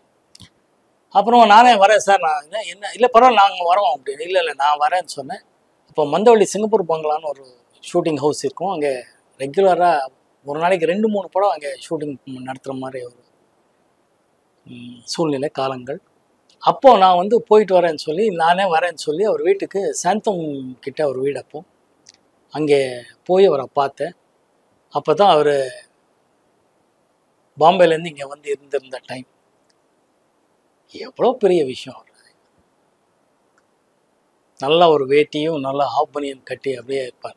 பக்கா ஒரு நல்லா அப்படி பட்டையோடு அப்படி உட்காந்துருந்தார். போனது ரொம்ப ஹாப்பியாக. அவங்க ஃபேமிலியெல்லாம் சொல்லி என்னென்னா, என்னோடய ஃபேன்ஸ் என்னோடய பாடல்கள் என்னோடய படங்கள் பார்த்து ரொம்ப ரசிச்சிருக்கவங்கள பார்க்கணும்னு சொல்லியிருக்கேன். அப்போ தான் அந்த மும்பைலேருந்து அவர் இங்கே வந்து தங்கிட்டு இருந்த நேரம். ரொம்ப பெருமையாக இருந்துச்சு, ரொம்ப ஹாப்பியாக இருந்துச்சு. அந்த வயசுலேயே அவர் கேஷுவலாக பேசும்போது என்னால் அவர் அவ்வளோ ஃபிட்டாக இருந்தார். ஏன்னா பாருங்கன்னு அப்படியே பஸ்கி எடுத்தார். சார் நீ என்ன சார் ஐயோன்ற? நான் இல்லை தம்பி, இப்படி இருந்தால் தான் நீங்களும் இருக்க முடியும், நீங்களும் நல்லா இருக்க முடியும், நீங்கள் அப்படி இருக்கீங்க நல்லா இருக்கீங்க, அது இதெல்லாம் சொல்லி நம்ம எந்த டென்ஷனில் இருந்தாலும் பாம்பேல உங்கள் விஹெச்எஸ் போட்டு பார்ப்போம், ஹாப்பியாக பார்ப்போம், உங்கள் படங்கள்லாம் எங்களுக்கெல்லாம் அவ்வளோ பிடிக்கும்னு அவர் ஃபேமிலியெல்லாம் அறிமுகப்படுத்தார். அந்த தாய் எவ்வளோ பெரியது, அவ்வளோ பெரிய பூஜாரம் போய் நான் பூஜாரம் என்னை கூட்டிகிட்டு போகணுங்க. நான் ரொம்ப எக்ஸ்ட்ரானரி ஃபீலிங். அது 2-3 தடவை பார்த்துருக்கேன். 2-3 தடவை ஒரு அந்த வீட்டில் தான் நான் பார்த்துருக்கேன். எப்போவும் அவரும் உங்களுக்கு என்ன வேணும்பார். நான் ஒன்றும் வேணாம் சார், உங்கள் அன்பு போதும். பட் இருந்தார், இல்லைங்க எங்களெல்லாம் இவ்வளோ ஹாப்பியாக வச்சுட்ருக்கீங்க, நீங்கள் எங்கள் ஃபேமிலியே உங்களை பாருங்கள் பார்க்க வந்திருக்காங்க. எல்லோரும் அவங்க ஃபேமிலியை வந்து நிற்கும், பேசுவோம், எல்லாருக்கிட்டையும் பேசுவேன். அதுக்கே ஆண்டவனுக்கு நன்றி, இவங்களெல்லாம் ஹாப்பியாக வச்சுக்கிற காரணமாக இருக்கிற எங்கள் படங்கள். அதை வந்து ப்ரொடியூசரு டைரக்டர்கள் அவங்களுக்கு நன்றி, இவங்களுக்கு நன்றி. ரொம்ப எக்ஸ்ட்ரானரி மெமரிஸ். அது எங்களுக்குள்ளே இருக்கிற ஒரு மெமரிஸ் தான். எம்ஜிஆர் சாருக்கும் உங்களுடான நட்பு, அவருக்குள்ள அட்வைஸ், அந்த சுவாரஸ்யமான சம்பவம்?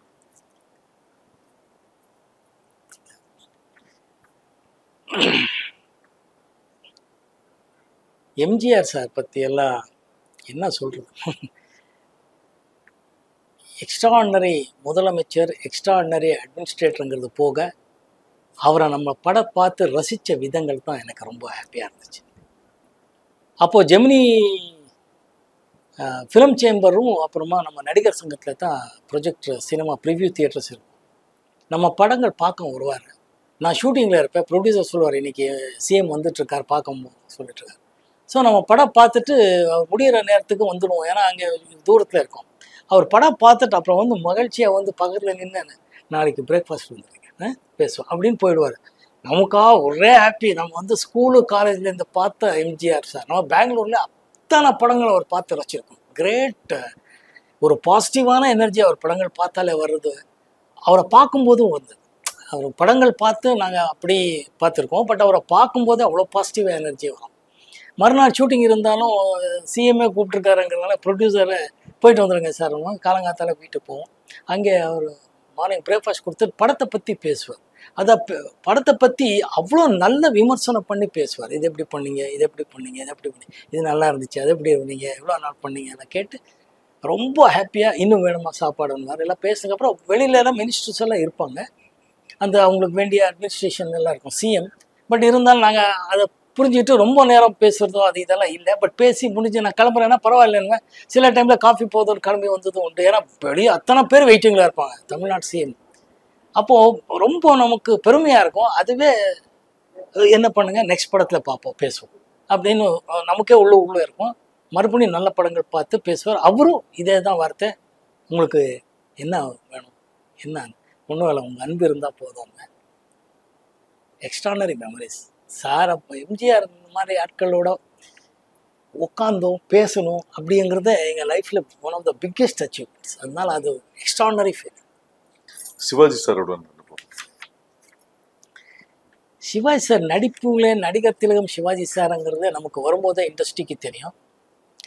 அவரோட 2-3 படம் நடிச்சிருக்கேன். அவர் வரும்போதே அவரோட படங்கள் பார்த்து, அதே தான் பெங்களூரில் நான் வந்து ஸ்கூலு காலேஜில் பார்த்ததா. அங்கே பெங்களூரில் இன்னொரு நல்ல விஷயம் என்னென்னா, நம்ம எல்லா மொழி பசங்களும் அங்கே இருக்கிறதுனால அந்தந்த மொழியில் அந்தந்த வாரம் வர படங்கள் பற்றி பேசுவாங்க. சிவாஜி சார் படம் வரும், நாகேஸ்வரராவ் படம் வருதோ, ராஜேஷ் கண்ணா படம் வருதுன்னு அவங்க சொல்லும்போது எல்லார் படமும் எல்லா பேரும் போய் பார்ப்போம். காலேஜ் கட் அடித்து ஸ்கூல் கட் அடித்து போகிறதே படங்கள் தான் நமக்கு ஒரு என்டர்டெயின்மெண்ட். அப்போ பார்க்கும்போது இந்த மாதிரி அவர் சார் படங்கள் எல்லாம் பார்த்துருக்கோம். அவரை வந்து ஃபஸ்ட்டு அங்கே பார்த்தது ஒரு வீட்டில் கருடா சௌக்கியமா ஷூட்டிங் டைமில் தான் பார்த்தேன். எனக்கு கையெல்லாம் நடுங்குது அவர் பார்க்கும்போதோ. ஏன்னா அவர் நடிக்கிறாருங்கிறது போக நான் அவர் கூட நடிக்கணும். அது அவர் நடிக்கும்போது நான் கால் மேலே கால் போட்டு ஏதோ ஒரு வசனம் போடணும். அந்த வசனம் பேசணுங்கிறது, காலு போட வர மாட்டேங்கிறது, பேசணுங்கிறது ஒரு சின்ன பயம் இருக்கும்ல, தயக்கம். அது இல்லாமல் அந்த ஷூட்டிங் அட்மாஸ்பியர் பெரிய லெஜெண்டரி பிரகாஷ் ராவ்ங்கிற மிகப்பெரிய டைரக்டர் எல்லாம் இருந்தார். பட் அவர் ரொம்ப என்கரேஜ் பண்ணுவாருங்கிறது தான். என்கரேஜ் பண்ணார். ரொம்ப சுலபமாக நடிக்கும் முயற்சி பண்ணேன். அது நல்லா நடந்ததுங்கிறது உண்மையான விஷயம். ஒவ்வொரு படத்துலையும் அவரோட நடிக்கும்போது அவ்வளோ நல்லா இருக்குது. அதான் இதெல்லாம் தான் நல்ல விஷயங்கள் சினிமாவுக்கு வந்ததுக்கு அப்புறம்ன்றது. எனக்கு எம்ஜிஆர் சார் சிஎம்மாக இருந்தாலும் அவர் பார்க்குறதுக்கும் அவரோட பேசுகிறதுக்கு ஒரு வாய்ப்புகள் கிடைச்சதாகட்டும், சிவாஜி சாரோட நடிக்கிறதுக்கு வாய்ப்பு கிடைச்சதாகட்டும், சிவாஜி சார் பையனோட நடிக்கிறதுக்கு எனக்கு வாய்ப்பு கிடைச்சதாகட்டும், இதுக்கெல்லாம் ரொம்ப பெருமையாக இருக்குது, ஹாப்பியாக இருக்குது. இறைவனுக்கு நன்றி சொல்லுங்கள். சார், ஒரு இடைவெளிக்கு அப்புறம் தான் ஹரா படம் தேர்ந்தெடுத்தீங்க. அந்த இடைவெளிக்கு என்ன காரணம்? நல்ல நீங்க எதிர்பார்க்குற ஒரு கதாபாத்திரமோ அமையாதது தான் காரணமா, இல்லை வேற ஏதாவது ரீசன்? எதிர்பார்க்குற மாதிரி திரைக்கதை இருக்கிற மாதிரி படங்கள் வராததான் காரணம்.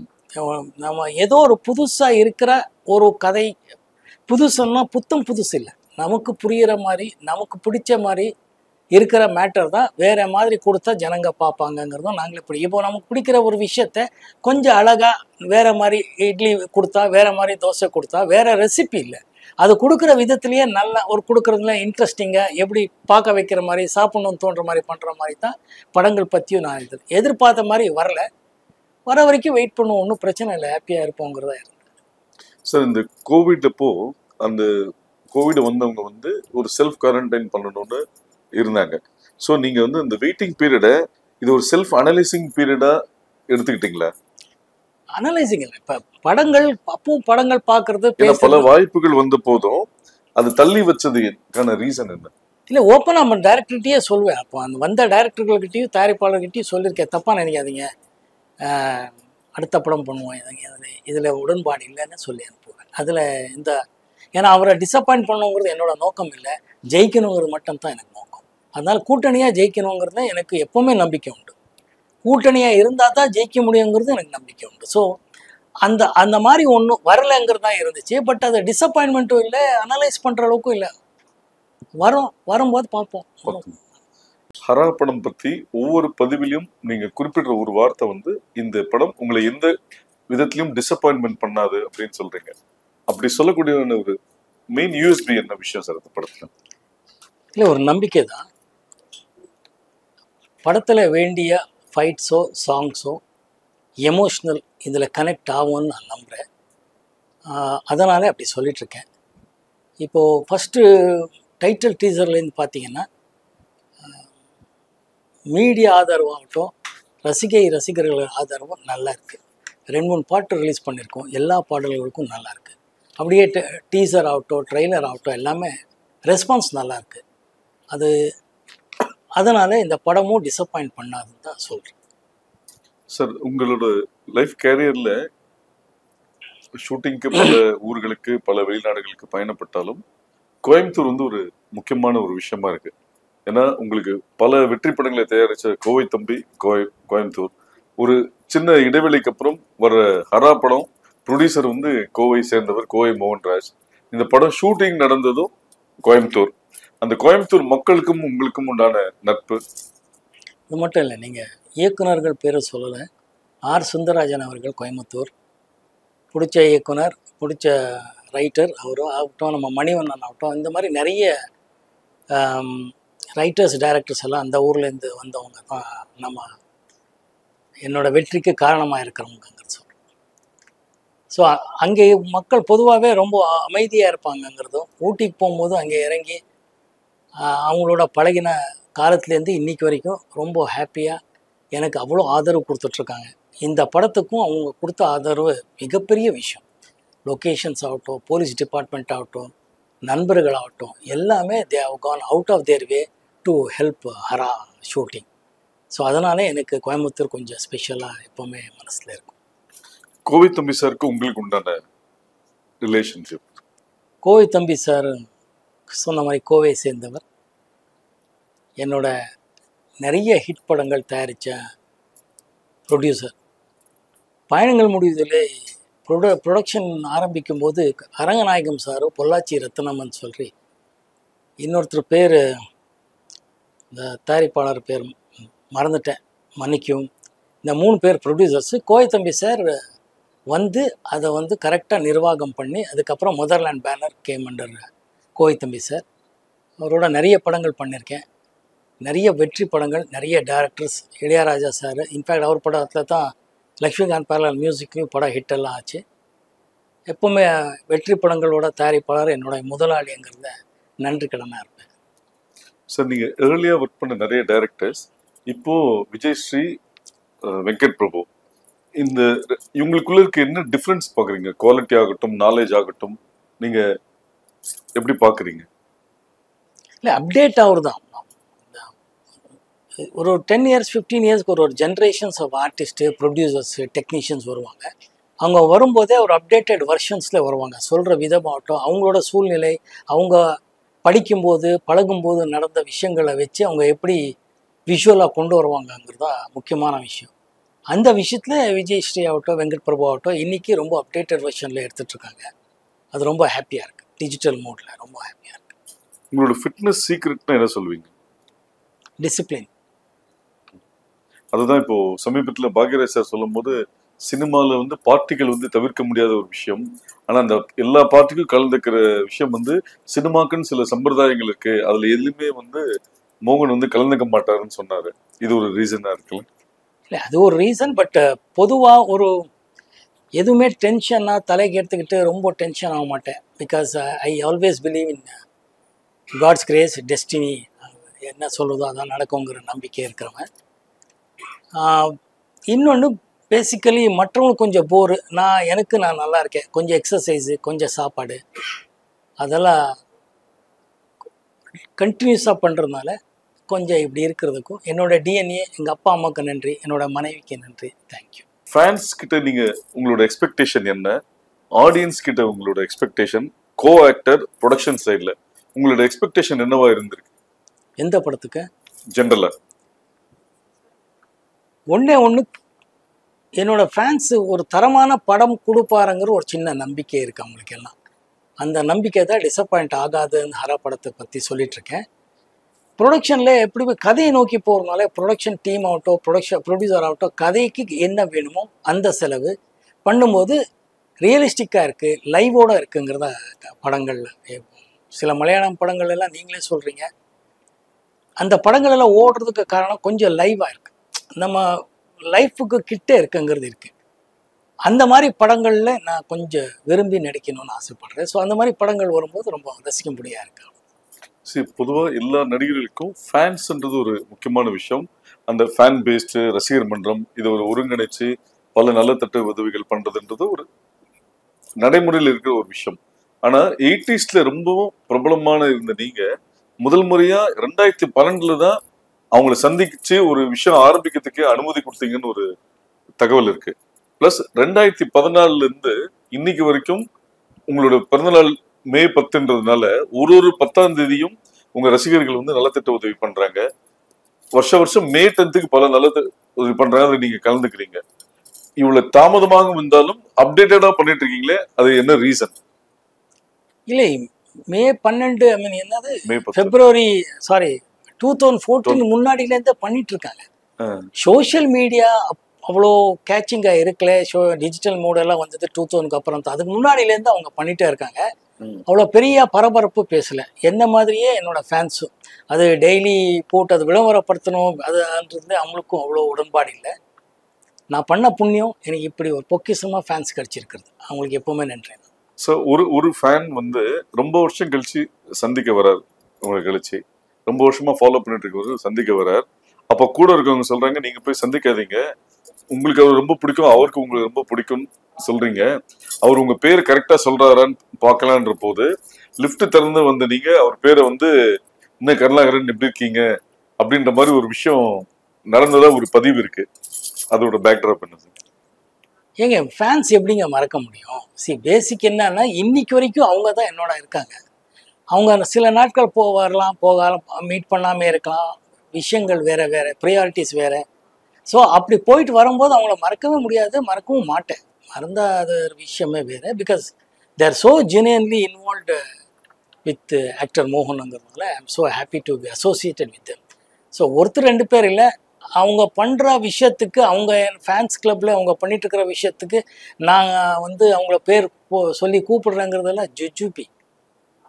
அவங்க மிகப்பெரிய விஷயங்களை அவங்க பண்ணிட்டுருக்காங்க. ஸோ சரி, பொதுவாக ஒரு ஃபேன்ஸ்ன்றவங்க ஒரு கட்டத்தில் நான் உங்க கூட தங்கிடுறேன், உங்க கூட இருக்கிறேன்னு சொல்லும் போது உனக்குன்னு ஒரு லைஃப் இருக்கு, நீ உங்க ஃபர்ஸ்ட் ஃபேமிலியை பார்க்கணும் அப்படின்னு சொல்லி அட்வைஸ் பண்ண ஒருத்தர் பாலமுருகன் ஒருத்தர் இன்னைக்கு தேனியில மெடிக்கல் ஷாப் வச்சிருக்காரு. கோகுலகிருஷ்ணன்றவர் வத்தலகுண்டில் ப்ரொஃபஸராக இருக்காரு. அப்புறம் வந்து ஒரு புதுக்கோட்டை சேர்ந்த ஒரு மாற்றுத்திறனாளி ஒரு அம்மா வந்து அனுசியா வந்து உங்க எல்லா படங்கள் பிள்ளைநிலா ரிலீஸ் தவிர, ஏன்னா அன்னைக்குதான் உங்களோட டெலிவரி ஆனதாகும், அதை தவிர மீது எல்லாமே ரிலீஸ் அன்னைக்கு பார்த்துருக்காங்க. இப்படிப்பட்ட ஒரு ரசிகர்கள் வந்து கிடைச்சதுக்கு நீங்க எப்படி ஃபீல் பண்றீங்க? தொடர்ந்து எல்லா இடத்துலயும் நீங்க ரசிகர் சொல்லி ஃபேன்ஸ் ஆனாலும் ஓகே, நீங்க என்ன பண்றீங்க, ஃபேமிலி என்ன பண்றாங்க, ஃபேமிலி பாருங்கன்னு உங்களோட வார்த்தைகள் வந்து டைவர்ட் ஆயிடுது. அதுக்கு ஒரு ரீசன் என்ன? இல்லை, நான் பண்ண புண்ணியம், இதுக்கு மேலே வார்த்தைகள் இல்லை. இதெல்லாம் உணர்வு பூர்வமான விஷயங்கள். அவங்க முதல்ல இருந்தே நம்ம சொல்லிட்டு இருக்கிறது ஒவ்வொருத்தரும் ஜெயிக்கிறதுக்கு காரணம் அவரோட குடும்பம் சூழ்நிலைகள் இருக்குங்கிறது தான். நான் என்னோட ஃபேன்களுக்கு முதலேருந்தே சொல்லிட்டு இருந்தது படங்கள் பாருங்கிறத எனக்கு எப்பவுமே உடன்பாடு இருக்குது. ஆனால் என்னையே ஃபாலோ பண்ணிவிட்டு அவங்க லைஃப் அவங்க எடுத்துகிட்டு விடாது. ஸோ படிக்கணும், வேலைக்கு போகணும், அவங்க குடும்பத்தை பார்க்கணும், அப்பா அம்மா ஆகட்டும், அதுக்கப்புறம் மனைவி மக்களை பார்க்கணும், அதோட நம்ம படங்களும் பாருங்கிறத நான் ரெக்வெஸ்ட் பண்ணிட்டு இருந்தது. எத்தனையோ பேர் அதை ஃபாலோ பண்ணி இன்றைக்கி வாழ்க்கையில் ஜெயிச்சிருக்காருங்கிற கேட்கும்போது எனக்கு கர்வமாக இருக்குது, பெருமையாக இருக்குது. அது மாதிரி மலேசியாவில் ஒரு மறக்க முடியாத ரசிகை, அவங்க வந்து ஒரு இஸ்லாமிய பெண், உங்க போட்டோவை டாலரா வச்சிருக்காங்க. அப்படி அதை எப்படி பாக்குறீங்க? அந்த தாய்க்கு நன்றி சொல்லணும், வேற என்ன சொல்றது. அவர் வீட்டுக்காரர் எப்படி சொல்றதுன்னே தெரியல. அந்த அம்மா வந்து இங்கே அதை காட்டிட்டு பையன் சொல்கிறா பாருங்க பாருங்கன்னு சொல்ல காட்டுமான்னாங்க. காட்டினா ஒரு இஸ்லாமிய பொண்ணு இந்தியாவிலேருந்து வெளியூருக்கு போயிருக்காங்க. அவங்க அதை படிக்கும்போதோ பார்க்கும்போதோ என்னை பார்த்து பிடிச்சிருக்குங்கிற ஒரே காரணத்துக்காக புருஷன்கிட்ட சொல்லி, புருஷன் எவ்வளோ பெரிய மகான் மாதிரி என்னை பொறுத்தவரை, ஏன்னா வச்சுக்குமா மோகன் தானே எனக்கும் பிடிக்கும், ஒன்றும் பிரச்சனை இல்லைம்மான்னு சொல்லி குடும்பம் நடத்தி இப்போது சமீபத்தில் கூட்டிகிட்டு வந்தாங்க. என்னன்னு அப்புறமா தான் தெரியும், அவர் அந்த அம்மா கொஞ்சம் உடம்பு சரியில்லைன்னு. ஸோ அவரை இந்த ரொம்ப நாளாக ஆசைப்பட்டுருக்கு. ஏன்னா என்னோட பாடல்கள் கேட்டு தான் நைட் தூங்குவாங்க. பையன் தான் போட்டு விடுவாங்க டெய்லி சிடி ஆகட்டும், இதெல்லாம். ஸோ அந்த மாதிரி இருக்கிறது கேட்டால் அவங்க உடம்பு சரியில்லை. அதனால அவங்களோட ஆசை எப்படியாவது போய் காட்டணும்னு சொல்லி போய் காட்டிட்டு மோகன் சாரான்னு இங்கே வந்திருந்தாங்க. அந்த குடும்பத்துக்கே நான் நன்றி சொல்லணும். ஏன்னா மதம் தாண்டி, மொழி தாண்டி அதெல்லாம் வேறு, நம்ம ஜாதியோ மதமோன்றது இல்லை. என்னோடய ஃபேன்ஸுகள் எத்தனையோ பேர் இஸ்லாமியர்கள் இருக்காங்க, கிறிஸ்டியன்ஸ் இருக்காங்க, இந்துக்கள் இருக்காங்க, அதை பற்றி எல்லாம் இல்லை. ஆனால் இந்த அம்மா ஒரு இங்கேருந்து போய் வேற ஒரு நாட்டில் வாழ்ந்து அங்கேயும் நம்மளை பற்றி பாடல்களோ படங்களோ பார்த்து நான் நடிக்காத டைம்லேயும் என்ன இவங்களெல்லாம் கொண்டாடிருக்காங்கன்னா நன்றி தவிர வேற என்ன சொல்லவே தெரியல. நிச்சயம் சார். 77 கோகிலா, 80 மூடு பனி, ஒரு 7 இயர்ஸ் கேப்ல ரெட்டைவால் குருவி. அந்த கேப் என்ன? அதுல வந்து மூடு பனி கோகிலாக்கு அப்புறம் பாலுமேந்திரா சார்ட்ட பண்ணும்போது நீங்க உங்களை எந்த அளவுக்கு அப்டேட் ஆயிட்டீங்க? அந்த எக்ஸ்பீரியன்ஸ் எப்படி இருந்தது ரெட்டைவால் குருவி?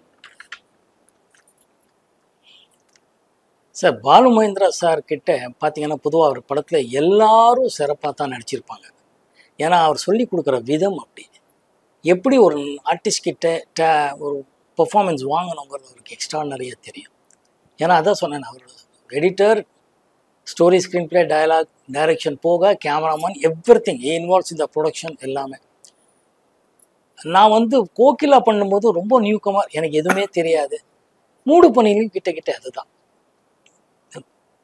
ரெட்டைவால் குருவி வெரி டிஃபிகல்ட் ரோல் ஆக்சுவலாக. அது ரொம்ப காமெடியாகவும் ஆகிடக்கூடாது, வில்லனாகவும் ஆகக்கூடாது. ஒரு பொண்டாட்டி இருக்கும்போது இன்னொரு பொண்ணை சம்சாரம் பண்ணுறான், ஒரு ஃபேமிலி நடத்துகிறான், ப்ரெக்னென்ட் ஆகுறதுன்னா பொதுவாக யாரும் ஒத்துக்க மாட்டாங்க. இப்படி பண்ணலாம் அப்படிலாம். அதை வந்து டைரக்டர் ரொம்ப பிரமாதமான ஒரு ஒர்க்கிங் அந்த ஒரு ரோப். அது இட்ஸ் வெரி டிஃபிகல்ட். இப்படி பண்ணால் அப்படி ஆகிடும், அப்படி பண்ணால் அப்படி ஆகிடும். ஒன்றும் வில்லன் மாதிரி ஆகிடும், இல்லைன்னா ரொம்ப காமெடி மாதிரி ஆகிடும். இது ரெண்டுமே இல்லாமல் ஃபென்டாஸ்டிக் என்டர்டெய்னர் பர்ஃபார்மன்ஸ் வாங்கினது பாலு சார் தான். டோட்டல் கிரெடிட் அவருக்கு தான். அது அவர் சொல்லி கொடுத்தது, அவர் சொன்னதை நான் புரிஞ்சுக்கிட்ட விதம் பண்ணதான் ஒரு பெரிய யூனிவர்சிட்டிக்கு போயிட்டு வந்த மாதிரி தான் அவரோட படங்கள் எல்லாம் நடிக்கும்போது கற்றுக்கிற விஷயங்கள். So junior. ஒரு மேக்கப் இருக்காது, ஒன்றுமே இல்லை, ஃபேஸ் வாஷ் பண்ணிட்டு வாங்கன்னு, ஒரு லைட்ஸ் இருக்காது. அவரோட கேமரா அது எப்படி அவ்வளோ அழகாக எல்லா ஆர்டிஸ்ட்டும் ஷூட் பண்ணிட்டு இருந்தாருன்னு இது வரைக்கும் தெரியாத ஒரு உண்மை. அந்த டைம்லேயே மிகப்பெரிய கேமரானாலையும் முடியாதது அவர் செஞ்சு காட்டார். அது மிகப்பெரிய விஷயம். ஐ எம் ஸோ லக்கி. சார், ஒரு கலைஞனுக்கும் தன்னோட முதல் படம் ரொம்ப முக்கியமான ஒரு படம். உங்கள் முதல் படத்தோட போஸ்டர் பார்த்தீங்கன்னா மகேந்திரன், இளையராஜா, அசோக் குமார், நீங்கள் 2 பேரும் ஜாகிங் வர மாதிரி ஒரு செல்லு. அந்த டிசைனை பார்த்தோன்னே என்ன இம்பேக்ட் இருந்தது? ரொம்ப ஹாப்பியாக இருந்துச்சு. அந்த படம் உருவான விதம் ரொம்ப ஹாப்பி. ஏன்னா அது எத்தனையோ விதத்தில் ரொம்ப புரட்சி பண்ண ஒரு படம் நெஞ்சத்தை கிள்ளாது. அந்த டைமில் தேவி செட்டியார் அவங்களுக்கும் இந்த டைமில் நன்றி சொல்ல கடமைப்பட்டிருக்கேன். அவங்க தான் அதை ப்ரொடியூஸ் பண்ணாங்க. அந்த படத்தை தான் ஃபஸ்ட் டைம் தேவி தியேட்டரில் இவ்வளோ பெரிய பெரிய பிளாக் அண்ட் ஒயிட்டில் ஸ்டில்ஸ் போட்டாங்க. ஃபஸ்ட் டைம் ஸ்டில்ஸ் ரவி போட்டது அப்படி பண்ணாங்க. It was very very very popular. அந்த டைமில் அவ்வளோ பாப்புலராக பேர் வாங்கிச்சு. ஏன்னா அர்லி மார்னிங்கில் அந்த மாதிரி ஒரு ஷார்ட்ஸு எக்ஸ்ட்ரானரியாக இருந்துச்சுங்கிறது. அந்த டைமில் தான் எனக்கு தெரிஞ்சு ஃபஸ்ட் டைம்னு எனக்கு தெரியல, பட் ரொம்ப ரேராக தான் ட்ரெய்லர் விடுவாங்க அப்போல்லாம். பட் இந்த நெஞ்சத்தை கிள்ளாத அந்த பாட்டை, பருவமே பாட்டை வச்சு ஒரு ட்ரெய்லர் ஷார்ட்ஸ் விட்டுருந்தார் லெனின் சார், கிரேட் எடிட்டர். அவருக்கும் நன்றி சொல்ல கடமைப்பட்டிருக்கேன். அது எல்லாமே ரொம்ப புதுசாக இருந்துச்சு எங்களுக்கு. எல்லாமே த்ரில்லிங் ஒரு ஃபீலிங் தாப்போம். பிரதாப் போதன் ஆகட்டும், சுஹாசினி ஆகட்டும், சரத்பாபு சார் ஆகட்டும், நிறைய பேர் அந்த கூட்டணி, பிரதாப், சுஹாசினி, நான், சரத்பாபு, அப்புறமா அந்த சாந்தி வில்லியம்ஸ் அவங்களெல்லாம் நடிச்சிருந்தாங்க. ஸோ எக்ஸ்ட்ரானரியாக ஒரு எக்ஸ்பீரியன்ஸ். மோரோவர் இது எப்படின்னா, ஒரு நல்ல இடத்துக்கு போகும்போது நல்ல பேர் கூட்டிகிட்டு போனால் குழந்தைய அப்படியே கையை பிடிச்சிட்டாலே போதும், குழந்தைய கூட்டிகிட்டு போயிடுவாங்கங்கிற மாதிரி நான் ஒரு குழந்தைய இருந்தேன். அவங்க வந்து கையை பிடிச்சி அப்படியே கூட்டிகிட்டு போயிட்டு இருந்தாங்கிறதா உண்மையான விஷயமே. ராமநாராயணன் சாரோட 7 படங்கள், அந்த எக்ஸ்பீரியன்ஸ். ராமநாராயண் ஒரு யதார்த்தமான ஒரு சினிமாவே புரிஞ்சுக்கிட்ட ஒரு extraordinary writer, director, distributor, financier, whatever you may say. அவர் வந்து ஒரு படம் பண்ணும்போது இது இத்தனை நாளுக்குள்ளே எடுக்கணும், இது இப்படியெல்லாம் எடுக்கணும், இது எப்படி எடுத்தால் இவ்வளோலாம் செலவாகும், இதோட அவுட்கம் இவ்வளோங்கிறது அப்படி ஒரு கால்குலேட் பண்ணி படத்தை எடுத்துகிட்டு இருந்தார் அவர். அது எனக்கு ரொம்ப பிடிக்கும். ஏன்னா சினிமானாலே காமர்ஸ் தான் பேசிக்கலி. போட்ட பணம் வரணுங்கிறது முதல் இருக்கும். அதில் பேர் புகழும் எவ்வளோ பெரிய சக்ஸஸ் பண்ணணுங்கிறதெல்லாம் இருக்குது.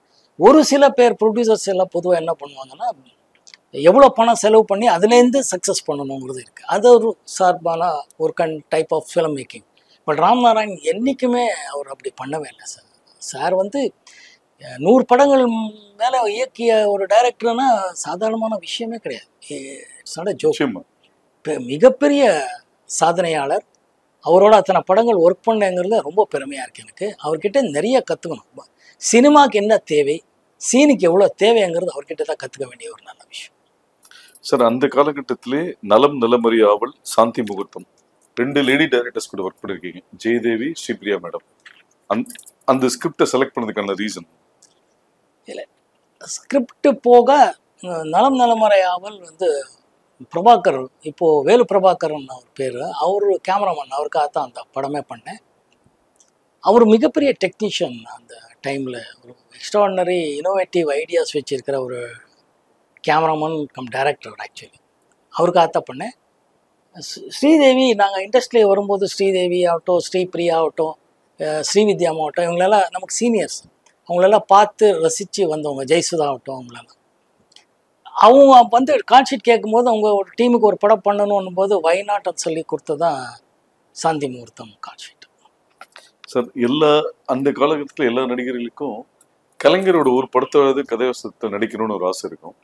உங்களுக்கு அது மாதிரி பாசப்பறவைகள்னு ஒரு படம் வந்து அது நீங்க உங்க சொந்த குரல்ல பேசி நடிச்சு அது பெரிய ஹிட் ஆச்சு. அந்த கலைஞர் வசனம் பேசிய அனுபவம் பிளஸ் கலைஞரை சந்திச்ச போது உங்களுக்கு கொடுத்த ஃபீட்பேக். கலைஞர் ஐயாவை நான் கோபால்புரம் லாய்ட் ஸ்டூடியோவில் தங்கியிருக்கும் போது கோபால்புரமில் அவர் வீடு போவது உண்டு, பேசுறது உண்டு. ஏன்னா எம்ஜிஆர் சிஎம்மாக இருக்கும்போது நான் ஐ ஷிஃப்டட் டு கோபால்புரம் லாய்ட் ரோடில். அப்போவே அவர் வீட்டுக்கெல்லாம் போவேன். முரசொலி செல்வம் ஆகட்டும், அமிர்தம் ஆகட்டும், செல்வியம் ஆகட்டும், இவங்களெல்லாம் எனக்கு நல்லா தெரியும். முரசொலி மாறன் அவர்கள் ஆகட்டும் எல்லாம். அவர் 88, 89 சிஎம் ஆகிறார். நான் 89 அந்த எம்ஜிஆர் பீரியடுக்கு அப்புறம். அப்போ அவருக்குள்ளே இருந்த அந்த பசி, அப்போவும் ஒரு எழுத்தாளர், ஒரு சினிமா டைலாக் ரைட்டர், மேக்கருங்கிறது இருக்கும். அதுக்கு முன்னாடி ஒரு படம் பண்ணும்போதெல்லாம் எப்போ இருக்கோ பார்த்துருக்கோம், பேசிகிட்டு இருப்போம். அப்படியே உருவான படத்தை பாசப்பறவைகள். சிவகுமார் சாரும் நானும் லக்ஷ்மி அம்மா இவங்களெல்லாம் நடிச்சிருக்கோம். அது போஸ்ட் ப்ரொடக்ஷன் நடக்கிறதுக்கு முன்னாடி அவர் வீட்டில் ஒரு நாள் பேசிகிட்டே இருக்கோம். இப்படி பேசிட்டு போது டப்பிங்கு குரல் பேசணும் அப்படி இப்படின்னும் போது அவர் கேட்டார், யாருக்கு அப்படின்னாரு ஐயா. அப்போ நம்ம செல்வம் இவங்களெல்லாம் இருக்கும்போது மோகன் சார்கிட்ட பேசணும் இல்லையானாரு. ஏன் இருந்தார்? இல்லை, பொதுவாக நடிக்கிறாரு, அவர் பேசுகிறாரு. என்ன உங்களுக்கு நல்லா தானே பேசுகிறாரு, ஏங்க உங்களுக்கு எதாவது பிரச்சனை? எனக்கு இல்லை சார், வாய்ப்பு கொடுத்தா கண்டிப்பாக நான் பேசுகிறேன். இவரே பேசிட்டோங்க, சென்டிமெண்ட்டாவது இது இவர் பேசிட்டோம் அப்படின்னார். அன்றைக்கி அவர் கொடுத்தேன். ஏன்னா ப்ரொடியூசர் டைரக்டர் ஒத்துக்கிட்டா தான் நம்ம பேச முடியும். அவர் சொல்லி பேசின படம் 100 நாள் மேலே போன படம். படம் நல்லா இருந்துச்சு, என்னையும் ஏற்றுக்கிட்டாங்க, என் குரலையும் ஏற்றுக்கிட்டாங்க. கலைஞர் பர்சனலாக சொன்ன விஷயங்களை பாராட்டி அவர் இல்லை, அவரோட ஷார்ப் மைண்டு தான் எனக்கு எப்போவுமே பிடிக்கும்.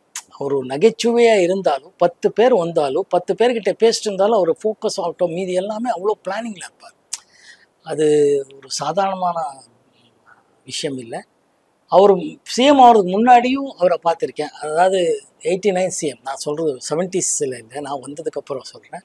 அதுக்கு முன்னாடி பார்த்துருக்கேன். அவர் எப்போ பார்த்தாலும் எங்கே பார்த்தாலும் ஷார்ப்பாக மோகன் அப்படின்னு தான் கூடுவார். என்ன தம்பி எப்படி அப்படி தான் கூப்பிட்டு பேசுவார். ஒரு தடவை ஒருத்தர் பழக்கமானாலே எப்போ போனாலும் அவர் பேரோட கூப்பிடுவாருன்னு கேள்விப்பட்டிருக்கேன். அது என் முன்னாடி என் லைஃப்லையும் நடந்திருக்கு. பல பேருக்கு அப்படி கூப்பிட்டு பேசுகிறது உண்டு. ஒரு பியூட்டிஃபுல் விஷயம்னா சாரை வந்து எப்போ வேணாலும் போய் பார்க்கலாம்.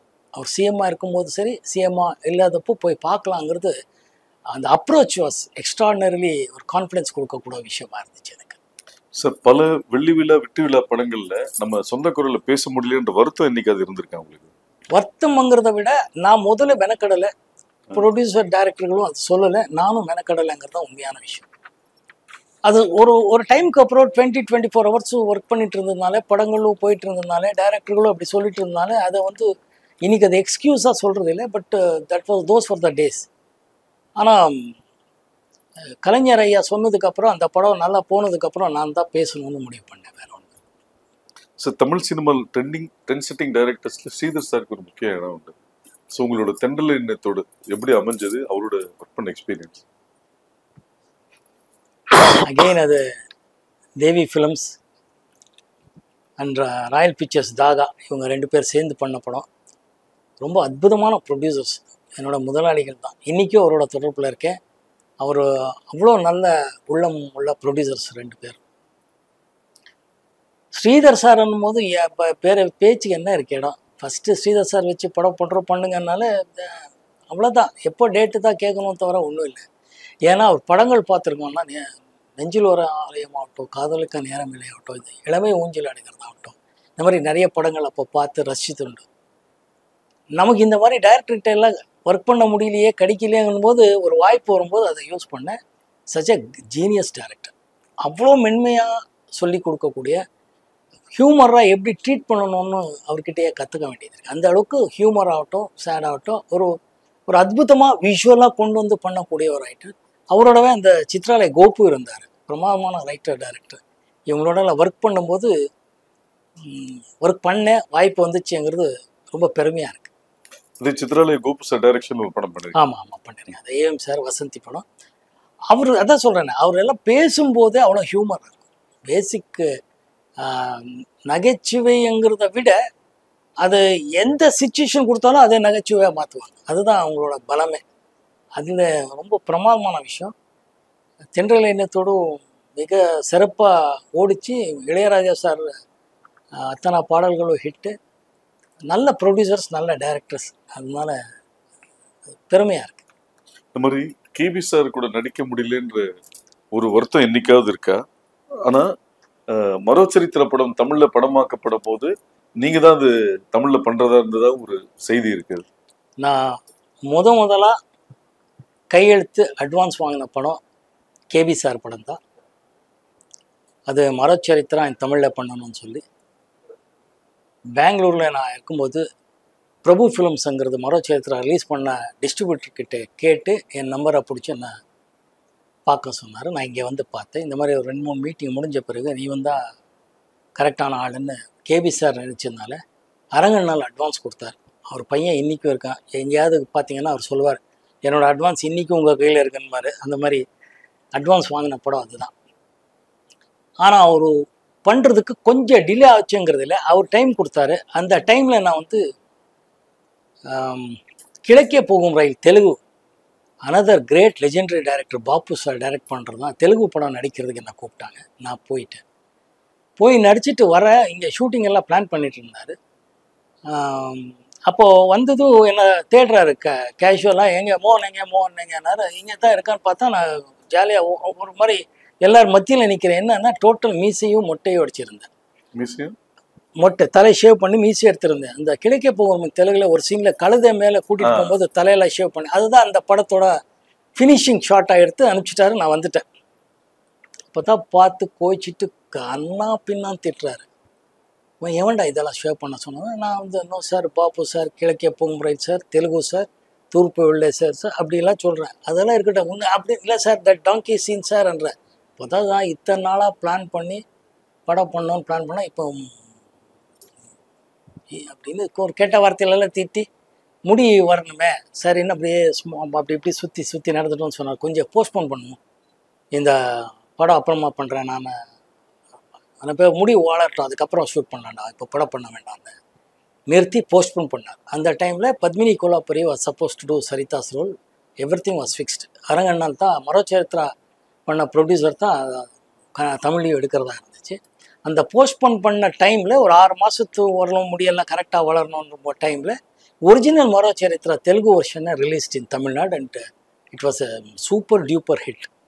அதனால் இப்போ எடுக்க வேண்டாம், கொஞ்ச நாள் ஆகட்டும் அப்படின்னு சொல்லும்போது தான் அவங்க சொல்லி தான் நெஞ்சத்தை கீழாத ஹீரோக்காக மகேந்திரன் சார் தேடிட்டு இருக்காருன்னு அனந்து சாருக்கு நியூஸ் போய், அனந்த் இந்த மாதிரி நம்ம பண்ண வேண்டிய ஒரு பையன் இப்போ ஒரிஜினல் மரோச்சரித்ரா ரிலீஸ் ஆனதுனால பண்ண மாட்டோம், இப்போ வேணும்னா யூஸ் பண்ணுங்கள், நாடகம் இதுலலாம் பண்ணியிருக்காங்க அப்படின்னு சொல்லி என்னை பற்றி சொன்னதாகவும், அப்படி என்னை பார்த்து கூப்பிட்டதாக நெஞ்சத்தை கீழாத வந்து அந்த டைமில் இருந்து கிட்ட சிந்து பைரவி, அக்னி சாட்சி வரைக்கும் படங்கள் கேட்டிருக்கிறது உண்மை. பட் அன்ஃபார்ச்சுனேட்லி பயணங்கள் முடியுது அந்த டைம்லலாம் நான் ஓவர் பிஸி ஆகும்போது அவர் கூப்பிடுற நாட்கள் அவ்வளோ நாட்கள் என்னால் கொடுக்க முடியல. ஒவ்வொரு தடவையும் போகும்போது சாரி சார், தப்பாக நினைக்காதீங்க சார், அந்த புது டைரக்டர், அந்த புது ப்ரொடியூசர் கால் ஷீட் கொடுத்துருக்கேன்னா கடைசியில் நீ என்னைக்கு இருந்தால் நீ ஆர் மை ஆக்டர் கோ அப்படின்னு சொல்லி ஆசீர்வாதம் பண்ணி அனுப்புவார். இந்த படம் பேர் என்ன? எந்த படம்? மரோச்சரித்திர தமிழில் வைக்கிறதா இந்த படம் பேர் அலைகள் எழுதிய கவிதை. சார், நீங்கள் ஒரு பக்கம் பிஸியான ஹீரோ, பேரலி கெஸ்ட் ரோல்ஸும் நிறைய பண்ணியிருக்கும் போது ராகவேந்திர படத்தில் கெஸ்ட் ரோல் பண்ணதுக்கான ரீசன் ரஜினி சாரோட 100வது படம்ன்றதுனாலயா, இல்லை நீங்கள் பேசிக்கலி ராகவேந்திர பக்தர்ன்றதுனாலயா? முதல் காரணம் ராகவேந்திர சுவாமி பக்தன். 2வது படம் எஸ்பி முத்துராமன் சாரும் அந்த யூனிட்டும் கவிதாலயாங்கிறதும் அஃப்கோர்ஸ் சூப்பர் ஸ்டார் ரஜினி சாரோட நடிக்கணுங்கிறது இருக்குது. பட் முதல் காரணம் ராகவேந்திர சுவாமி பக்தன். நான் முதல்ல இந்த இண்டஸ்ட்ரிக்கு வர்றதுக்கு முன்னாடி இல்லை, நான் ராகவேந்திர சுவாமி கும்பிட்டு பழக்கம். அதனால் அவர் பற்றி ஒரு படம் எடுக்கிறாருன்னா அந்த படத்தில் என்ன நானும் ஒரு சீனாவது வரணுன்றது என்னோட ஆசை. அந்த ஆசைக்காக அந்த வாய்ப்பு கொடுத்ததுக்கு நன்றி சார். அதாவது ப்ரொடியூசர்லேயே ஒரு ஸ்ட்ரிக்ட் ஆஃபீஸர்னு, சிஸ்டமேட்டிக் ஆஃபீஸர்னு சொன்னால் கே பாலாஜி சார். அவர் கூட நீங்கள் நிறைய படங்கள் ட்ராவல் பண்ணியிருக்கீங்க. அந்த அவரை சந்திச்ச அந்த சுவாரஸ்யமான அனுபவங்கள். One of the best producers I have seen சொல்லலாம். அவர் அவ்வளோ ஒரு ஒரு இப்போ என்ன கார்ப்பரேட் ஆஃபீஸ்ன்னு சொல்கிறீங்களோ அந்த மாதிரி அவரோட நிர்வாகம் இருந்துச்சு, அவங்களோட ஆஃபீஸ் இருந்துச்சு. ஷூட்டிங் ஆகட்டும், பிளான் பண்ணுறதாகட்டும், இத்தனை சீன்ஸ் இந்த லொக்கேஷன் இப்போ முடியணும், இப்போது டப்பிங் ஆரம்பிக்கணும், இப்போது ரீ ரெக்கார்டிங், இப்போது ரிலீஸ்ன்னு சொல்லி ஒவ்வொரு வருஷமும் வந்து ஜனவரி 26 ஒரு படம் ரிலீஸ் பண்ணுவார். அந்த காலத்து சிவாஜி சார்லேருந்து எல்லா படமும் அப்படி தான் பண்ணுவார். கமல், ரஜினி சார் எல்லாரையும் வச்சு நிறைய படம் பண்ணியிருக்கார் சார். அந்த வரிசையில் பிளான் பண்ணும்போது அவரோட அந்த ஒர்க்கிங் ஸ்டைல் என்ன, இந்த டைம் இது முடிக்கணும், அதுக்கு என்ன பண்ணும் அதுதான் கேட்பார். தவிர கொடுத்துட்டு ஏன் முடியலன்ற ஏன் முடியல, ஏன் ஷூட்டிங் போஸ்ட்போன் பண்ணிட்டு இருக்கீங்க ஏன்றதுக்கு வாய்ப்பே இல்லை. மழை வந்தால் அன்றைக்கி ஷூட்டிங் எடுக்கணும், அப்போ ஷிஃப்ட் பண்ணி இங்கே போய் இந்த இன்டீரியர் ஒர்க் அந்த இன்னொரு நாளைக்கு பிளான் பண்ணி முடிங்கன்னு சச் எ மெட்டிகுலஸ். ஏன்னா அது அவர் ப்ரொடக்ஷன் மேனேஜராக வளர்ந்து வந்த ஒரு பெரிய ப்ரொடியூசர் ஆக்டர்ன்றதுனால அவருக்கு அந்த விஷயம் தெரியும்.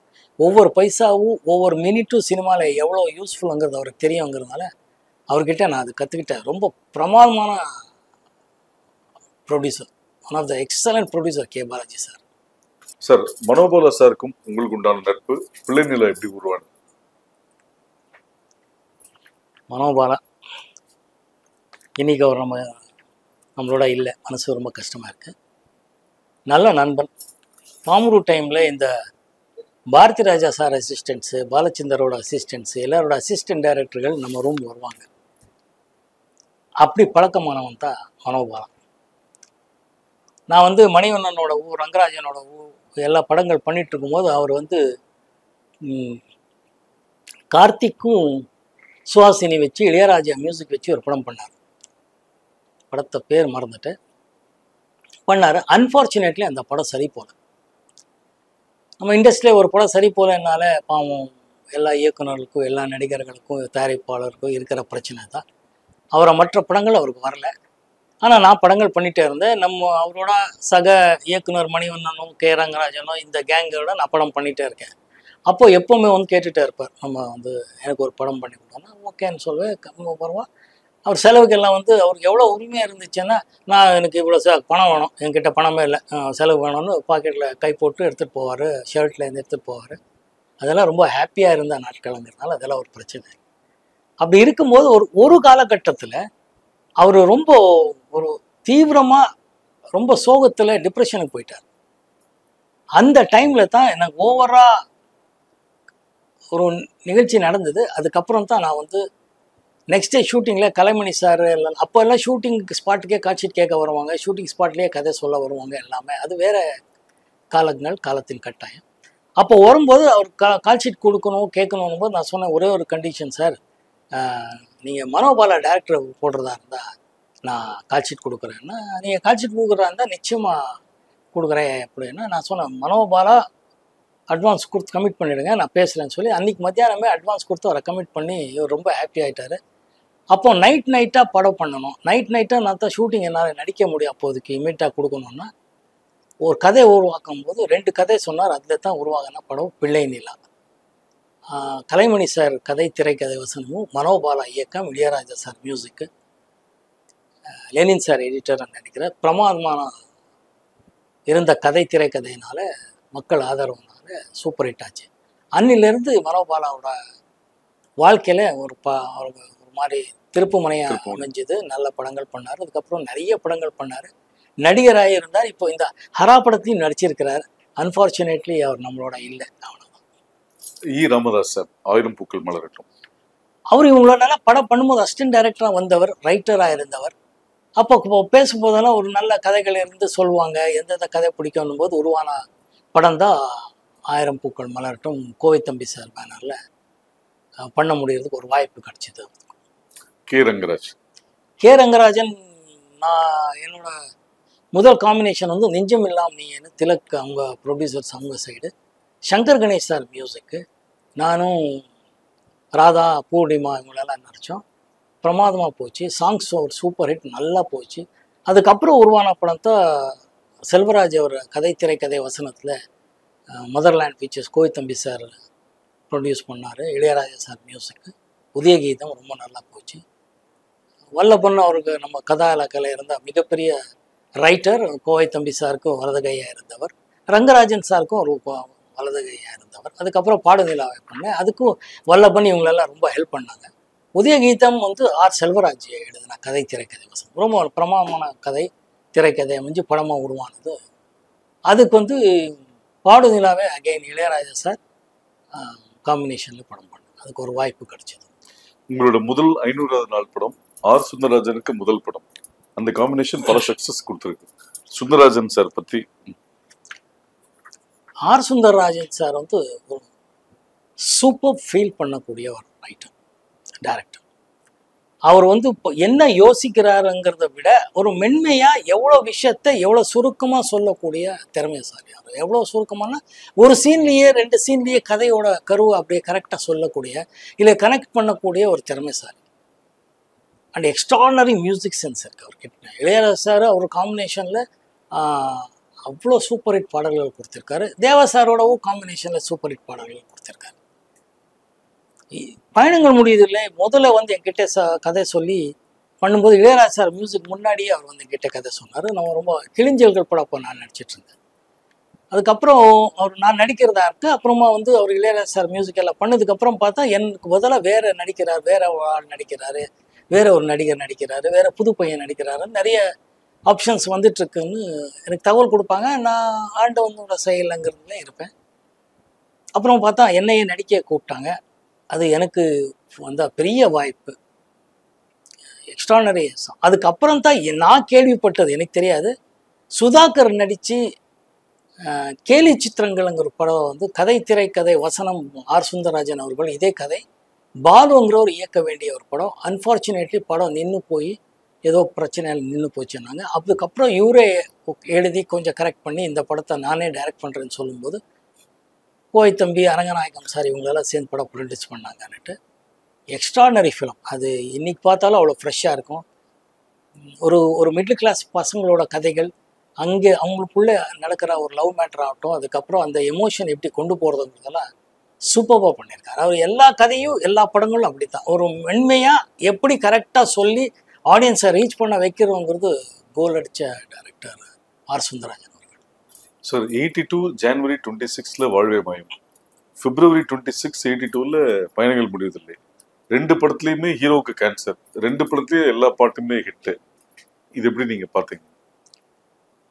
2 ஹீரோங்களுக்கு படத்தில் கேன்சர், பட் 2 ப்ரொடியூசர்ஸும் ஹாப்பி, மக்களும் ஹாப்பி. இல்லை நம்ம வரும்போதே மிகப்பெரிய பேனராக இருந்தால் கே பாலாஜி சார், லெஜெண்டரி உலகநாயகன் கமல் சாரும், ஸ்ரீதேவி, ஸ்ரீபிரியா இவங்க காம்பினேஷனில் வாழ்வே மாயம். அஃப்கோர்ஸ் கங்கைமரன் சார் மியூசிக்னு நினைக்கிறதுக்கு. ஆனால் எல்லா பாடல்களும் ஹிட்டு. அது அவர் வழக்கமாக ரிலீஸ் பண்ணக்கூடிய டேட்லேயே அவர் தான் ரிலீஸ் பண்ணணும், கே பாலாஜி சார். அந்த மாதிரி ஜனவரி 26 பண்ணார். எங்களுக்கு ஒரு 4 வீக்ஸ்க்கு அப்புறம் ரிலீஸ் பண்ணக்கூடிய ஒரு வாய்ப்பு வந்தது. ரிலீஸ் பண்ணோம். அந்த படமும் ஹிட்டு, இந்த படமும் சூப்பர் ஹிட்டு. அது மக்கள் ஆதரவு தான். அதுலேயும் பாடல்கள் ஹிட்டு, இதுலேயும் பாடல்கள் ஹிட்டு. இதுலேயும் சீன்ஸ் எல்லாரும் ரசித்தாங்க, அதுலேயும் ரசித்தாங்க. ஹீரோவுக்கு ஒரு கேன்சருங்கிறது தவிர மீதி எல்லாமே வித்தியாசமாக வேறு வேறு சீன்ஸு. மக்கள் அதனால தான் ரசித்தாங்கன்னு நான் நினைக்கிறேன். எக்ஸ்ட்ரானரி ஃபிலிம்ஸ் 2மே பெரிய டெக்னிக்கல் லெவலில், ப்ரொடக்ஷன் குவாலிட்டியாக பெரிய லெவலில் வாழ்வே மாயம் இருந்துச்சு. இது எவ்வளோ தேவையோ அவ்வளோ கரெக்டாக ஆர் சுந்தரராஜன் அவர்கள் கரெக்டாக பண்ணி வச்சுருந்தார். கோவைத்தம்பி எவ்வளோ செலவோ அவ்வளோ கரெக்டாக பண்ணியிருந்தார். சார், அதாவது முதல் முறையாக எம்எஸ்வி சாரும் இளையராஜாவும் சேர்ந்து பண்ண படம், உங்கள் சக்ஸஸ் காம்பினேஷன் சுந்தரராஜன் நீங்கள், அது எப்படி அமைஞ்சது? அதுக்கு ஏவிஎம் சாருக்கு தான் நன்றி சொல்லணும். அவர் எம்எஸ்விக்காக ஒரு படம் பண்ணணும்னு சொல்லி, இளையராஜா சார் காம்பினேஷனில் படம் பண்ணலான்னு சொல்லி ஆர் சுந்தரராஜன் காம்பினேஷனில் எனக்கு வந்த ஒரு ப்ராஜெக்ட். நல்ல திறந்த கதவு. இன்றைக்கி வரைக்கும் எல்லாரும் அந்த படத்தை பற்றியும் சாங்ஸ் பற்றியும் சீன்ஸ் பற்றியும் பேசுகிறாங்க.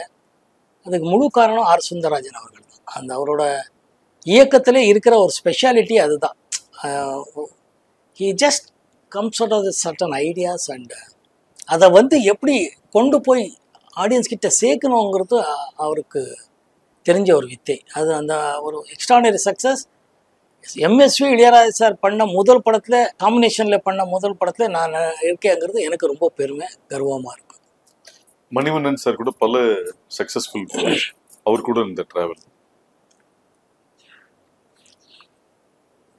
மணிவண்ணன் மாதிரி ஒரு டேலண்டட் டைரக்டரை அறிமுகப்படுத்துறதுக்கு எனக்கு ஒரு வாய்ப்பு கிடைச்சதுக்கு நான் இறைவனுக்கு தான் நன்றி சொல்லணும். அவர் இதே தான் பாரதி ராஜா சார் படத்தில் இருந்து ஒர்க் பண்ணி அவர் இண்டிபெண்டன்ட் டைரக்டர் ஆகணும் போது இதே பாம் குரூப் வந்து மீட் பண்ணுற பழக்கங்கள்னு சொன்னேன். நான் நடிகராகவும் இவங்களெல்லாம் பட்டிங் டைரக்டர்ஸாக வந்து மீட் பண்ணுற ஒரு இடமா இருந்துச்சு. அப்போ அவருக்கு இருக்கின்ற ஒரு ஷார்ப்னஸ், ஒரு டயலாக் சொல்கிறதாகட்டும், ஒரு பசியில் ஒரு சீன் சொல்கிறதாகட்டும், சீனை மாற்றி சொல்கிறதாகட்டும், எல்லாமே மணிவண்ணன் கட்டிக்காரன். அதில் ரொம்ப பெருமைப்படுற அளவுக்கு இருக்கும், ஷாக்கிங்காக இருக்கும். அவர் சொல்கிற சீன்ஸ் ஆகட்டும், எப்படி கரெக்டாக பண்ணுறாரு, பேசுகிறாருங்க. ஸோ அவர் படத்தில் அவருக்கு வந்து கலைமணி சார் வந்து ஒரு படம் பண்ணலான்னும் போது, இந்த காம்பினேஷனில் பண்ணலான்னும் போது மிகப்பெரிய வெற்றி கிடைக்கிறதுக்கு காரணமாக இருந்துச்சு. அதான் கோபுரங்கள் சாய்வு. அதுக்கப்புறம் பல படங்கள் பண்ணியிருக்கேன். ரொம்ப ரொம்ப நல்ல விஷயம் அவர் கேட்டு. சார் கோகிலால கமலஹாசன், மூடு பணியில் பிரதாப், நான் பாடும் பாடல சிவகுமார் சார், 100வது நாள் விஜயகாந்த், சத்யராஜ் சார் கூட 24 மணி நேரம், இந்த மாதிரி படங்கள் மல்டி ஸ்டார்ஸ் கூட உங்க கூட டிராவல் பண்ணியிருக்காங்க. அந்த டிராவல் எப்படி இருந்தது? பிரமாதமாக இருக்கேன். அப்போ அந்த மாதிரி கமல் சார் நான் நடிக்க வரும்போது பெரிய லெஜெண்டரி ஆக்டர், பெரிய பெரிய star, very popular actor. Even in Karnataka அவ்வளோ ஃபேன் ஃபாலோயிங் அவருக்கு. அப்புறம் ரஜினி சார் நான் வரும்போதே முதல்ல சொன்ன மாதிரி சூப்பர் ஸ்டார்.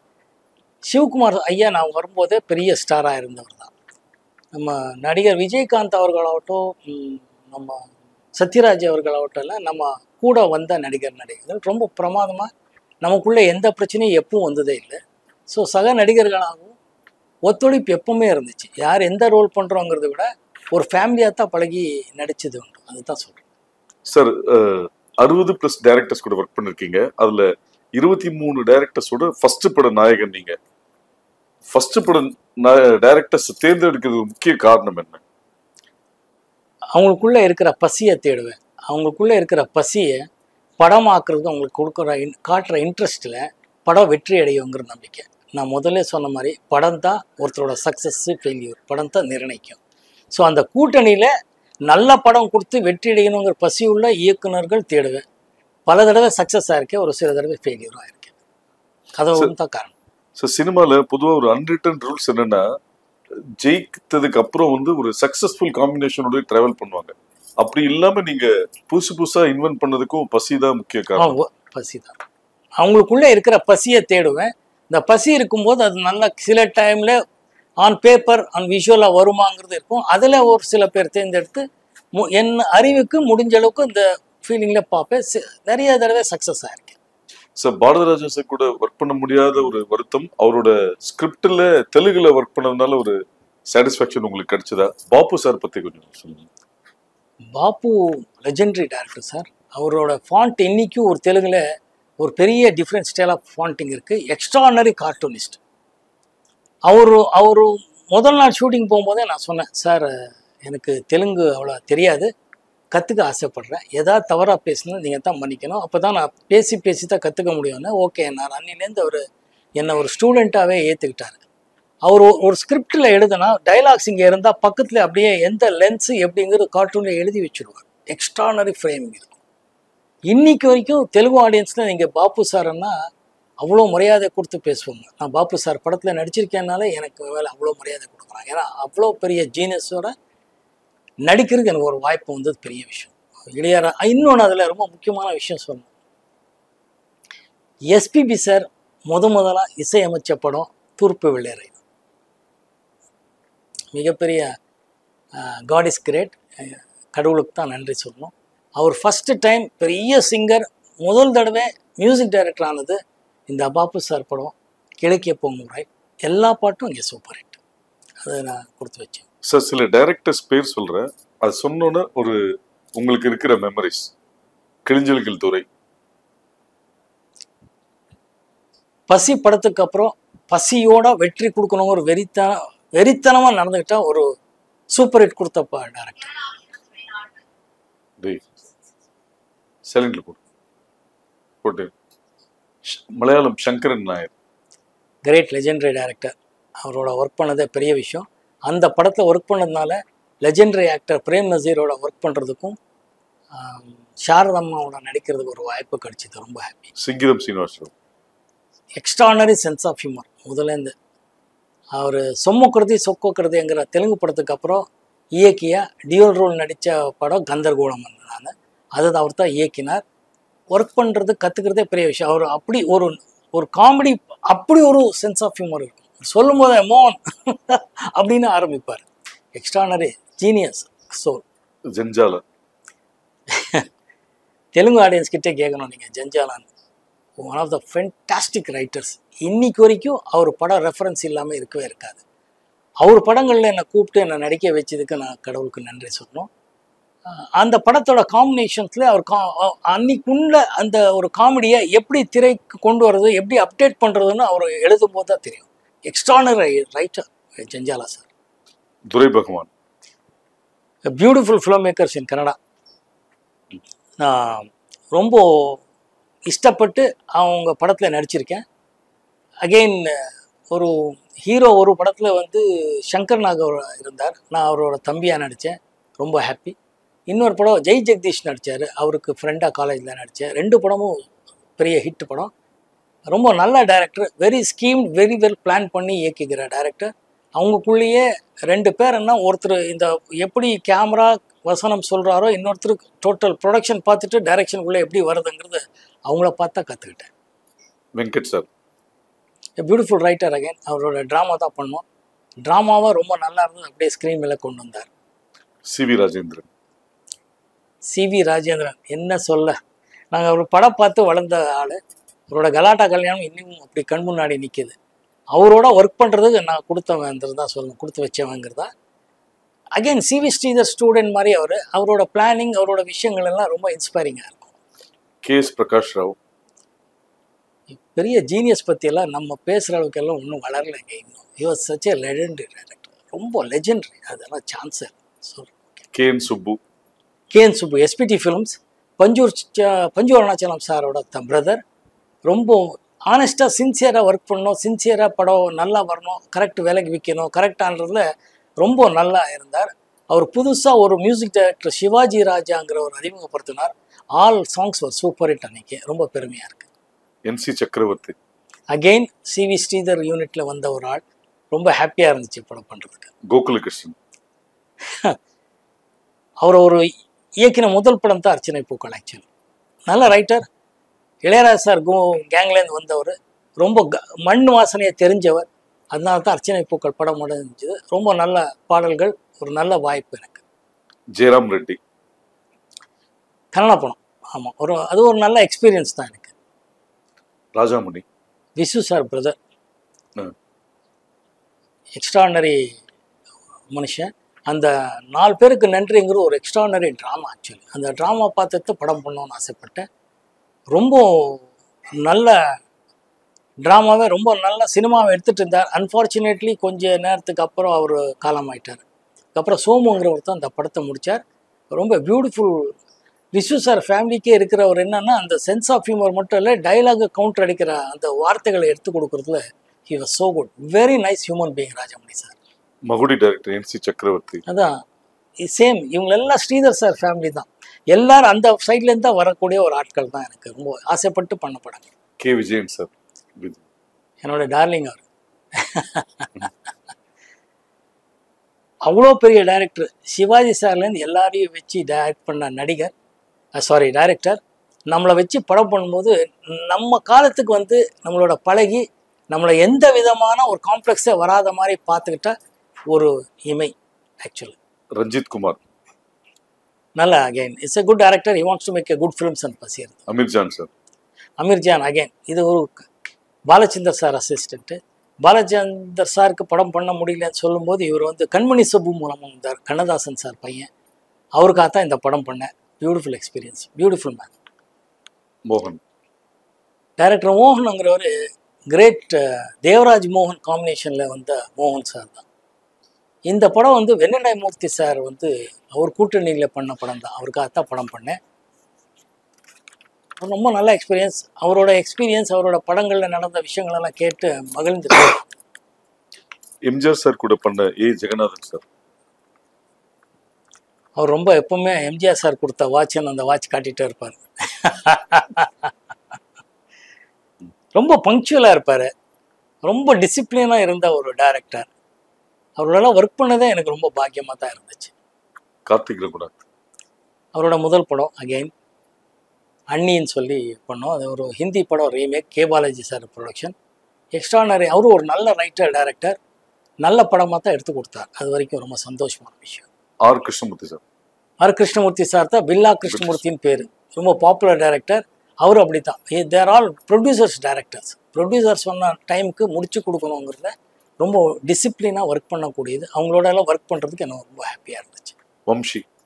வம்சி தெலுங்கு படம். ரொம்ப இசைக்கு ஒரு கலர் கொடுத்த தெலுங்கு டைரக்டர். இளையராஜா சார் மியூசிக்கில் ஒரு நம்ம கார்த்திக் வச்சு ஒரு படம் பண்ணார். சூப்பர் படம் பண்ணியிருந்தார்.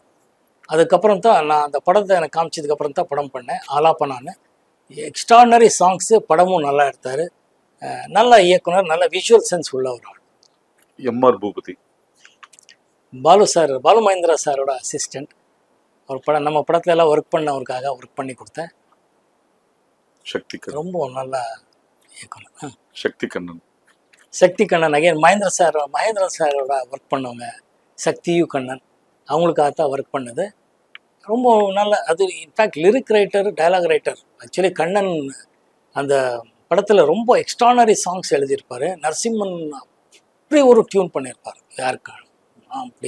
யாருக்கப்புறம் அவர் அந்த படம் பண்ணார்.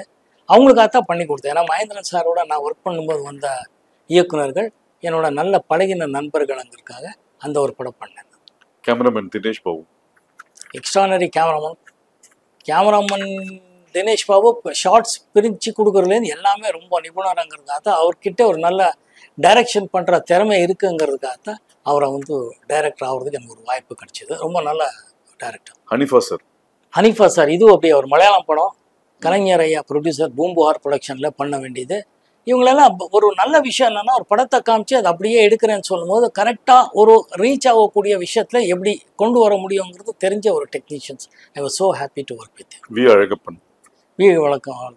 நம்ம சுரேஷ் நதி ஆக்ட் பண்ண ஒரு சூப்பர் ஹிட் படம் பூக்களை பறிக்காதீர்கள். ஆமாம், அந்த படம் தான். ரொம்ப பெரிய டைரக்டர்.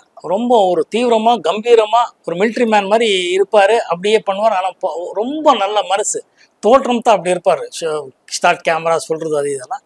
ஆனால் ரொம்ப இயல்பான ஒரு மனிதன். ரொம்ப பழகின நல்ல விஷயங்கள், நல்ல படங்கள். DS பாலகன்.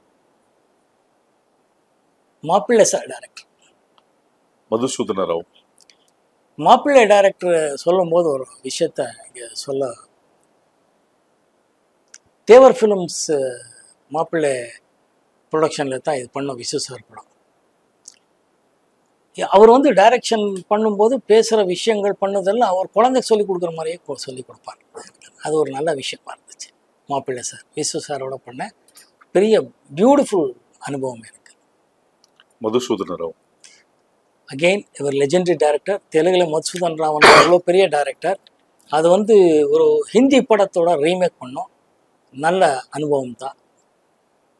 GM குமார் சார் ஒரு மிக சிறந்த ஒரு கதாசிரியராக வந்தவர், நல்ல எழுத்தாளர்.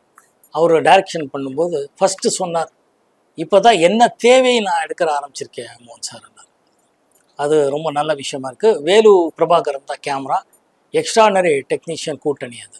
சார், ஸ்டில்ஸ் ரவி வந்து உங்கள் லைஃப்பில், உங்கள் கேரியரில் முக்கியமான ஆட்கள். அவர் எடுத்த சில ஃபோட்டோஸ் காமிக்கிறேன், அதோட மெமரிஸ். என்னோட குட் ஃப்ரெண்ட் ஆல்சோ. சொல்லுங்க. அவர் சொன்னது உங்களோட ஃபர்ஸ்ட் க்ளோஸ் அப் அவர் எடுத்தேன்னு சொன்னாரு. ஆமாம், அடடா. கப்பர் பார்க்கில் எடுத்தார். நானும் சுவாசினி நெஞ்சத்தை கிளாத ஷார்ட்ஸு. அந்த டே ஷார்ட்ஸ் எல்லாம் முடிச்சு அந்த லைட் வரும்போது எடுத்த ஷார்ட்ஸ் இது. அந்த அர்லி மார்னிங் ஷார்ட்ஸ் முடிக்கும் பிறகு எல்லாம் ஓடிட்டே இருந்தோம்னு சொன்னல, யூனிட்டாக ஓடி அந்த பிட்ஸ் எல்லாம் முடியும் போது இந்த ஷார்ட் எடுத்தார். ரொம்ப beautiful short. Thank you Ravi. Legendary director Sridhar sir. தென்றல் வந்து என்னை தொடும் பாட்டோட சீன்ஸ் ரொம்ப பிடிக்கும்.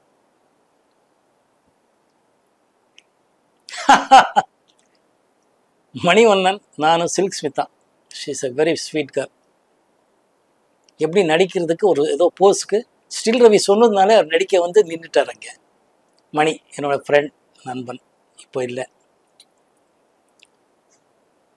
This one of the beautiful stills. அப்போலேருந்து இப்போ வரைக்கும் பேசிட்டு ஸ்டில். நானும் சுமலதா அவர்கள், நானும் இவங்க ஒரு படம் நடிக்கிற வேண்டியது இருந்துச்சு. அன்ஃபார்ச்சுனேட்லி அந்த படம் மெட்ரலைஸ் ஆகலை. It was a beautiful still. அந்த சீசன்லேருந்து இந்த சீசன் வரைக்கும் பாருங்கள், அவ்வளோ ஒரு ஃப்ரெஷ்ஷாக இருக்கிற ஸ்டில்.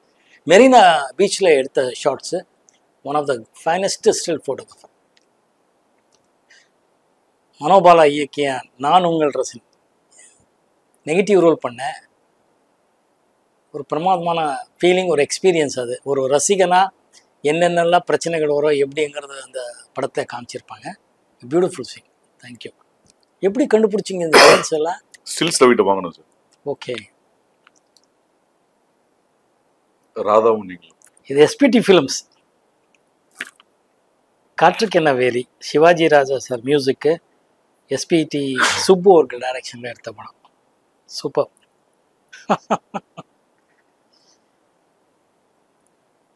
நல்ல மெமரிஸ். தேங்க்யூ. லாஸ்ட். ஓ, அன்னைக்கு இது ஒரு பெரிய லெவலில் பேசப்பட்ட ஒரு ஸ்டில்.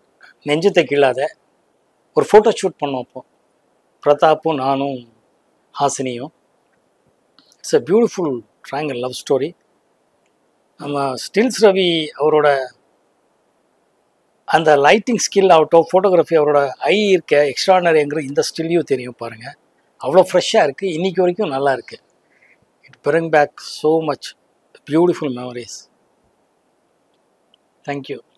நான் நடித்த ஹரா திரைப்படம் ஜூன் 7ஆம் தேதி திரைக்கு வருது. இப்போ அவங்க ஆதரவோட பாடல்கள் வெற்றி அடைஞ்சிருக்கு. எல்லோரும் ரசித்து வாழ்த்துட்ருக்கீங்க. ரொம்ப சந்தோஷமான விஷயம். இந்த படத்தில் அப்பா பொண்ணுங்கிற விஷயம், அந்த எமோஷ்னல் கனெக்டு எல்லாரோட வாழ்க்கையிலையும் நீங்கள் பார்த்து ரசித்து கடந்து வந்த விஷயங்களை மறுபடியும் நினைவுபடுத்துகிற மாதிரி தான் இந்த படம் இருக்கும்.